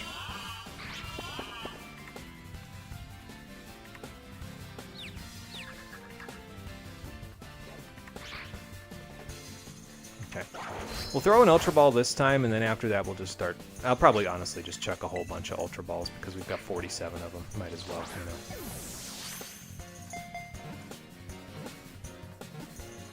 I mean, okay, if you want to stay in there without going to sleep, that's your prerogative. I'll take it. Well, there's 3 more evolutions to add to the list. Clauncher's 35. The Lieutenant is learning Swords Dance. Again, I don't know why he gets so many physical moves, but go off, I guess. You literally have an ability that exclusively benefits special moves, but that's fine. Wow. They're talking about epigenetics in Pokemon games now. Interesting. Alright, well, we filled out the Pokedex quite a bit today, and... Oh, okay. That's what I was saying. And actually, we're going to do a little bit more in about 2 seconds when we get to Zapapico, but I got to go over here first, so... I'm going to call a taxi from inside this cave because I don't feel like dealing with all these Bagon. Okay. Let's heal. We'll avoid the Tag Tree Thicket like the plague because it will tank the frame rate again. And then we'll go over to Zapapico. We can't grab our prize yet, but we can actually grab a couple of Pokemon over there that will be useful to us. One of them is not going to be a team member, but the other one that's going to be in the caves on the way through Dali Zappa Passage will be a team member, the final team member that I'll be grabbing. So we'll get there in just a second, though. Alright, well, Makihita... You know what? Actually, I might... How much experience do you need to the next level? 1662. That's a little too much. You probably won't get that from the couple of Pokemon I'm going to catch, so let's not do that. Excuse me, I was going to leave it in so I could evolve it, but... Excuse me, shouldn't need that too much considering the fact that in a couple of minutes here I'm just going to be done with... Yeah, so that's why you got to be careful with Voltorb, because if you get too close to them in the field, they'll just start exploding. It's not very nice, but I guess that's fine. Oh, look, a bunch of wild Q-Fan. You guys want to share a picnic? They're like, someone mentioned food. We're making our daily sacrifices to appease the frame rate. Yeah, pretty much. That's about it. I'm going to put my Pokemon back in the box real quick and get the princess out because I don't want my Pokemon to accidentally start having friendship benefits like dodging random attacks that have 100% accuracy. So the princess will help me sample my next dish. But I'm going to make a sandwich while we're here, because while we're in Zapapico, there's... guys, I can't put the table there if you're going to stand right there. You can stand there, that's fine. But I can't put the table down right next to you. Unfortunately, they all go away, despawn, get stuck in the void as soon as I put out the picnic. But guys, where's my table? Oh, here's my table. How am I gonna do this if my table is not okay, I'll just pack up. Hold on. Let's find some more level ground, I guess.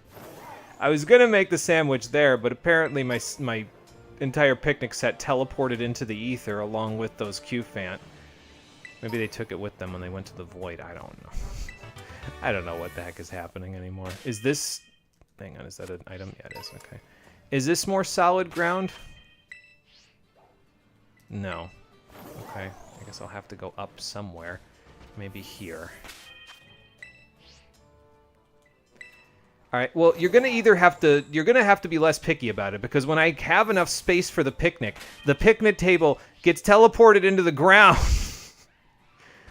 I was going to make a sandwich, but evidently the game doesn't want me to make a sandwich here, so I'm going to go find a better spot to put the table down, because this has happened before, by the way. The picnic tables sometimes just randomly get teleported into the ground. I don't know why it happens, but it does, in fact, still happen, despite the fact that this game has been out for as long as it has. You know, probably up on the cliffs there will be a better spot, because I think it might just be because there's, like, caves and a bunch of other stuff underneath the surface over here because it's a quarry site, but up here I think this might be a better spot. Let's try it. Here's Zapapico. Let's get out of Zapapico so we can go here. Oh good, it's snowing up here already. Oh, that'll be a bit of a problem for my picnic, but it's fine. Alright, try this again. No. Alright, now the game's just messing with me. Fine, I'll save and quit. If I save and quit, will you give me the table? In the hole. Why not in the hole? It wouldn't let me do it in the hole there because it said there's not enough room here. So, alright. Hang on. I did save, right? I'm pretty sure I did. I'm just going to make sure by doing it again.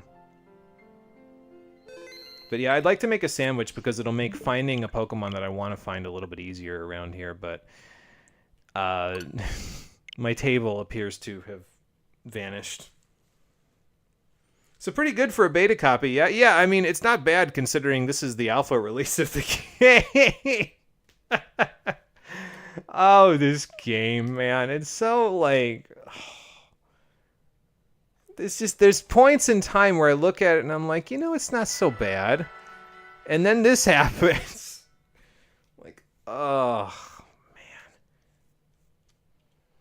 But I've played some bad open world games for the stream before, so this is my penance, right? Like, there was a game that I played for the stream that was just one of the most atrocious open world games I've ever played. It had one saving grace in it. It lets you cast druid spells so you could tame some of the wild animals. I had a wild animal with me called Mr. Rhino for like a large chunk of the game because he just never died. And... I really missed him when he died, and once he died, that was pretty much like the end of the road for me. I couldn't really do much else with the game. I didn't want to do much else with the game because he was just gone. So, table? Table! Thank you, table! But that was the one saving grace of the game, so once I was done messing around with the druid spells, it was like, okay, I think I'm done with this. But I never finished the game, so I have to at least finish one of these awful open world games, or else it's not going to really... go for there. Yeah, we need justice for Mr. Rhino here. Exactly. All right, so we have, like I said before, we have recipes here, but we've done a creative mode sandwich before this. This one is an actual, like, real-life recipe that you could try yourself. You can just take cheese, and that's it. And then instead of using butter to make your grilled cheese, because we're going to have the princess hard cook the... Not hard cook, it's going to be crunchy, but not, like... burnt to a crisp. She's going to cook the bread for me, basically. Now, normally a recipe like this, you would not use submarine bread on it because it just gets too hard. It ends up being like a baguette if you toast it. But you would just use regular old sandwich bread. But try using olive oil instead of butter the next time you make grilled cheese and tell me what you think of it. I think it's delicious, but maybe that's just me. Anyway, all we gotta do is take 3 slices of cheese on this thing, so let's hope that they don't fall off. Okay, that's a little too high up. Oh good, the table started shaking. Small earthquake, so that's might be a good sign. Okay, there we go. Gently. Alright, well, the cheese glitched into the sandwich, but it did not fall off, so that's fine. Yeah, smoother application for sure. Yeah, it takes less time too, depending on the olive oil you use. Like if you use extra virgin olive oil, you don't really even need to bring the heat up all that much, so you can just very lightly crisp the sandwich bread. And I think it's delicious, but I don't know. Some people might disagree. It's a good balance too, though, because there's saturated fat in cheese and there's unsaturated fat in the olive oil. So your body needs both of those, and it gives you a good balance of them. Apparently my Pokemon liked it too. It's a 3-star sandwich, just cheese and olive oil. But the important thing it gives us is Encounter Power Ghosts, which is important around here because this is one of the only areas in the game where we can encounter a very specific ghost-type Pokemon that I've literally never captured before, and it's not the little hound dogs that we just saw that were trying to assault me before I set up the table, finally. It's something else.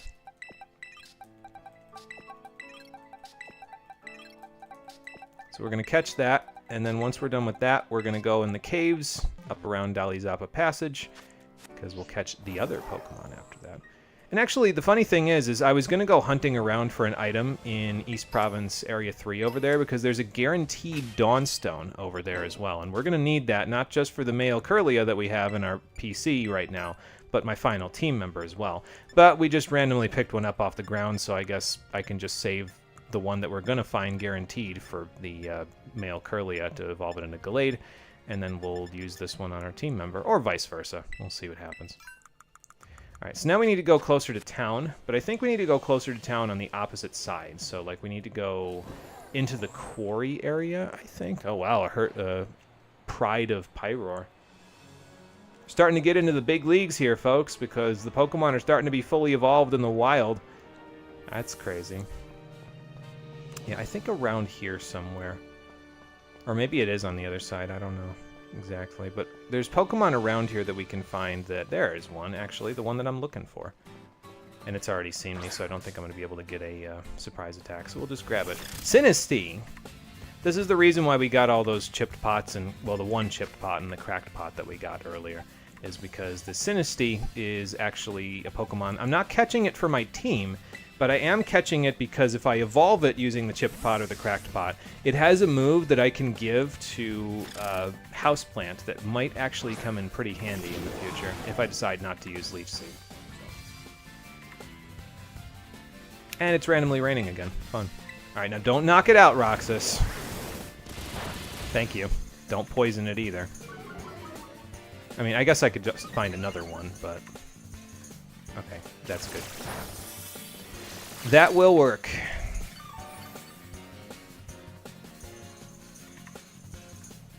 Okay, grab you.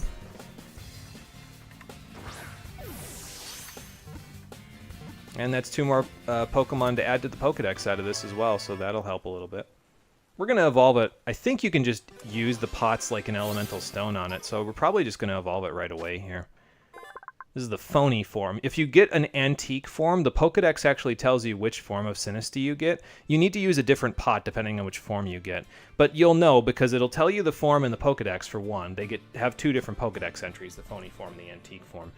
And the pot that you need to use, it'll basically say yes, you can use it, or no, you can't use it in your bag when you try to use it. So there you go.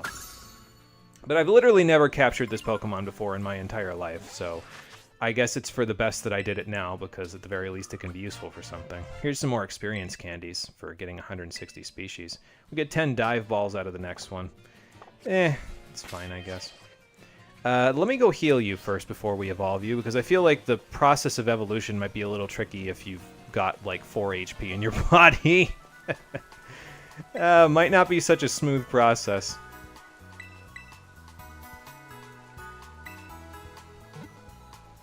You know, it's cool, though, that we've been talking about food so much today. Food is one of those things for me that, like, it gets more interesting to talk about food the more I learn about it from school stuff. So it's cool to just get to chat about food randomly. And I mean, I guess I can appreciate this game even though it's got all the wonky stuff going on in it, because it gets me talking a little bit about food stuff, which is, you know, obviously interesting to me. So these are the chips, right? Yeah, that we just got. I think in Scarlet version you need those in order to evolve your Charcadet, but it might be this version. We can always go look in just a second, but let's go find those pots. They're in here somewhere. There they are. Okay, so the phony form, you need the cracked pot. You need the chipped pot for the antique form, but both of them will just register as Sinistes and its evolution in your Pokedex.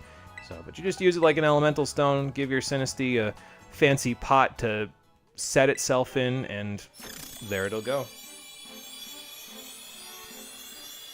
And it'll evolve into Poltegeist. Yeah, fair enough.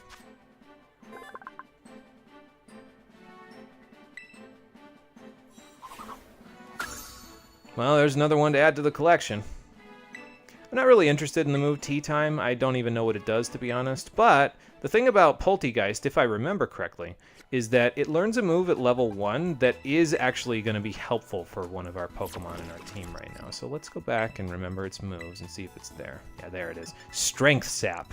This is a move that I will never get to use again because I think, as far as I'm aware, it was introduced in Gen 7, if I remember correctly. And so, since we're not going to play any of the later games after this, this will actually be something that is... It's interesting. It's a move that does not inflict damage. It has 100% accuracy. You lower the attack stat of the target by 1, and you restore HP based on the attack stat of the target. It's a really interesting move that I'm never going to get to use again, so I think instead of Leech Seed, which I normally use on my grass types, I might use this for Arboliva instead. Because the thing about Houseplant is that she can actually learn this as an egg move. So if we now go up to her moves and we delete Mirror Coat, and we give her the Mirror Herb, and then we set up another picnic, even if the table does not exist, we can teach her Strength Sap. So let's just do that real quick and get that done before we go do the last little capture I want to do today. Mirror Herb down here. There it is. Alright, so that's that. Let's go outside of town a little bit so that the game doesn't yell at me for trying to set up a picnic too close to town. I'll grab this item while I'm at it, why not? It's probably just another rock. Yeah. It's a damp rock while it's randomly raining, because of course it is. Anyway, make another picnic. Well, the table's still here, so that's a good sign. Let everybody come out first. And then get done immediately.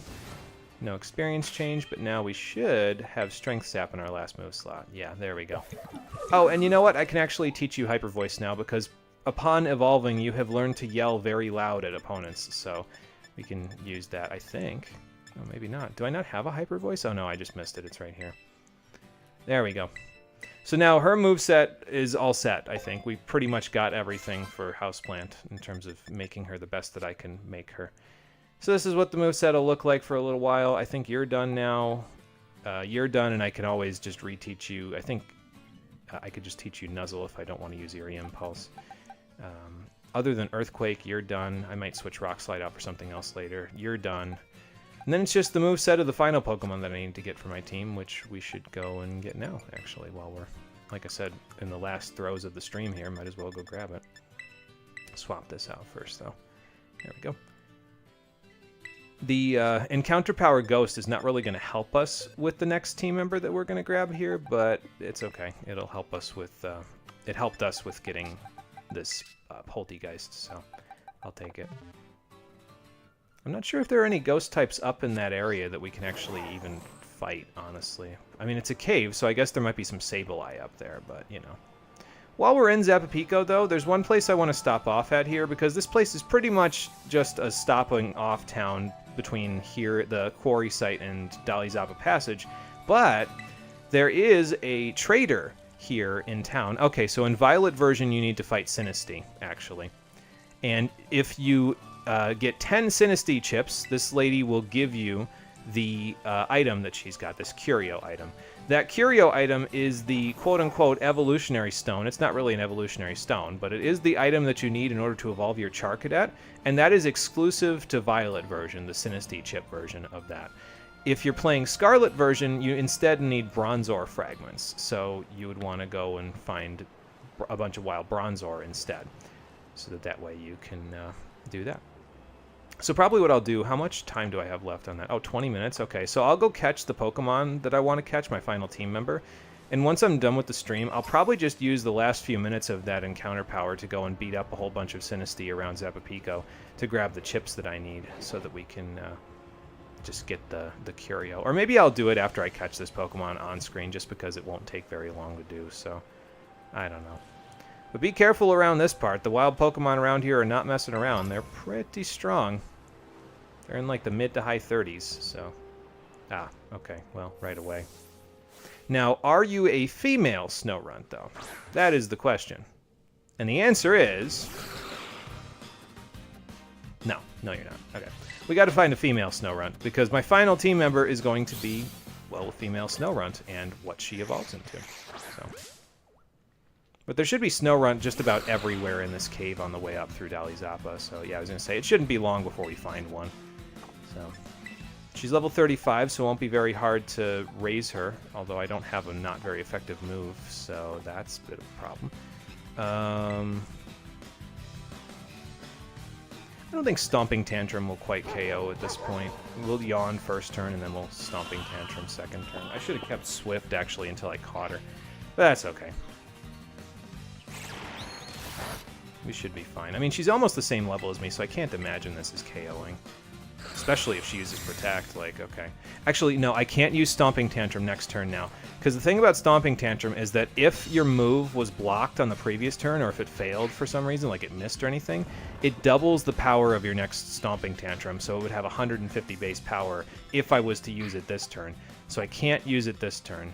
I have to go out to something else.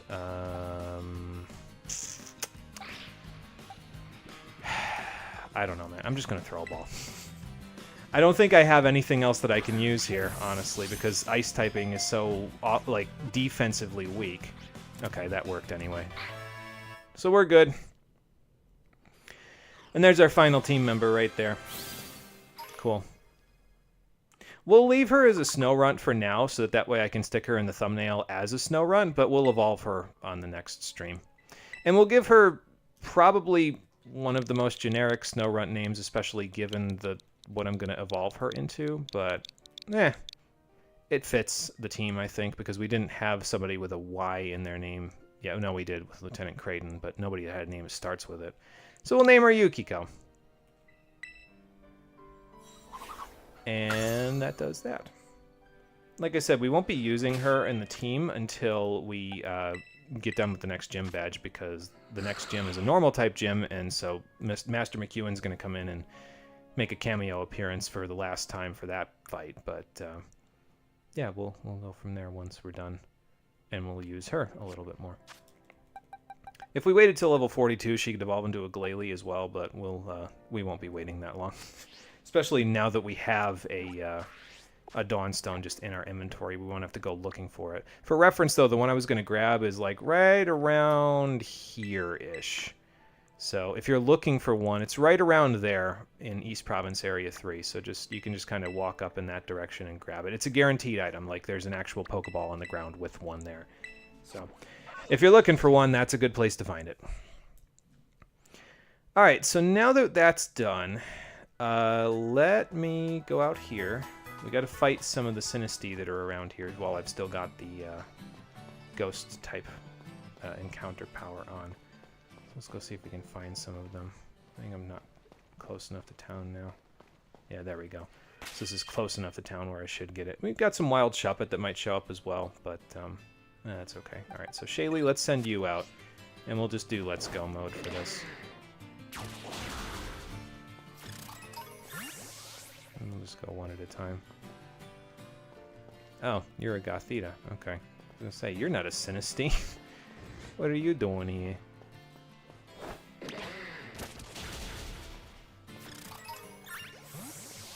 So we'll just look around. That's 4 of them, so we need 6 more. I guess I could just fight them straight up, honestly.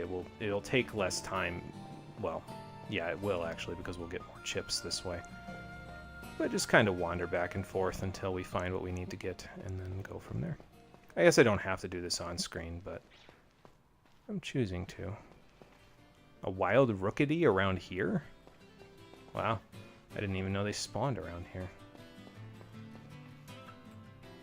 Oh, okay. I was like, oh, you're sleeping under this tree. I was like, I wonder if that's what I'm looking for. Alright, let's see if I get some more chips this way. Because this will take just about as much time as the Let's Go mode will, so... Although it gets me more experience, which might be a little bit of a problem, honestly. Okay, game, you don't need to hiccup that badly. Good lord, man. Alright, how many chips are we at now? That looks like 7, I think, to me. Sort by name. Let's see, Sinisty chip. We're at 6, okay. 4 more. I was gonna say, shouldn't be too hard to find them. Alright, now don't go wandering off, getting into other random fights there. We don't need to fight other things, we just need a Sinisty. Yeah, I don't know, I've never really been a big fan of this idea of just wander around and fight a whole bunch of Pokemon out in the middle of the wilderness. Like, it feels antithetical almost to the purpose of Pokemon, which is that every Pokemon is unique and can do cool things for you, rather than you just wandering around killing things in the middle of the wilderness. Like, that doesn't seem like the right message to be sending to the kids, you know? But again, maybe I'm just getting overzealous about nothing. Alright, that's 8 chips. They're still out there hammering away, whatever they're hammering on. We can still hear it. Why, Shuppet, you seen any Sinisty around here? I can't believe there's just Rookity spawning randomly around here too. Like, that seems bizarre to me. Wouldn't have expected that. Let's see. Let's keep my eyes peeled for the tiniest cup in the known universe here. It's probably regular cup sized, but you know. No, I went into Zapapico. I guess that despawns everything, so that's not a terrible idea. Because now I can respawn everything and see if it shows up, if it shows me a Sinisty, which I do see one right here.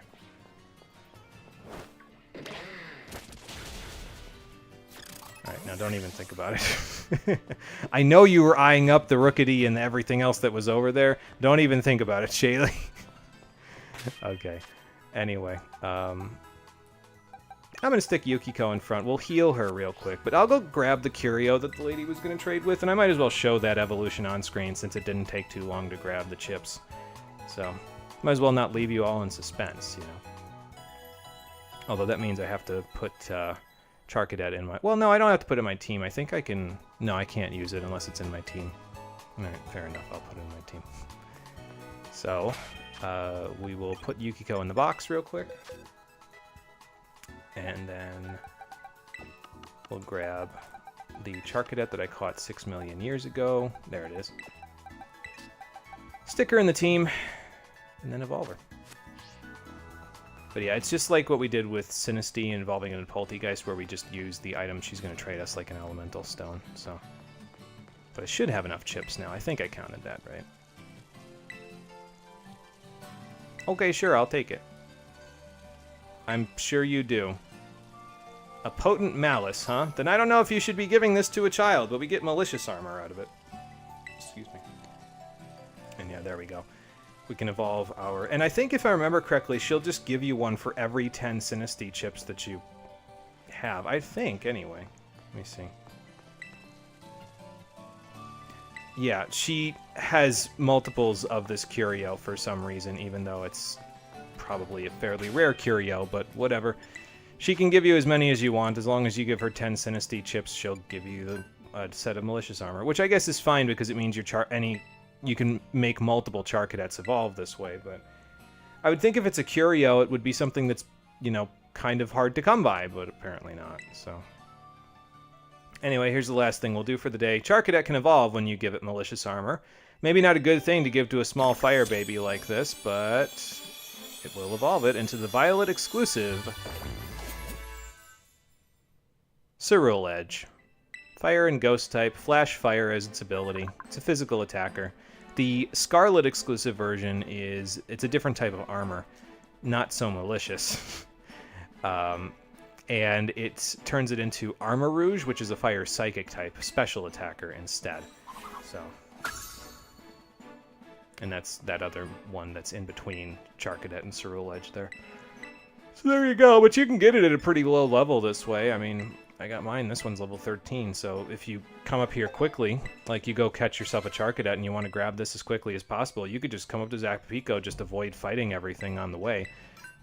I mean, I guess you'd have to knock out some Sinistea in order to get the chips for it, but if you were able to knock out Sinistea and get the chips for it, it wouldn't be very hard to get yourself a Cerule Edge then, you know, so.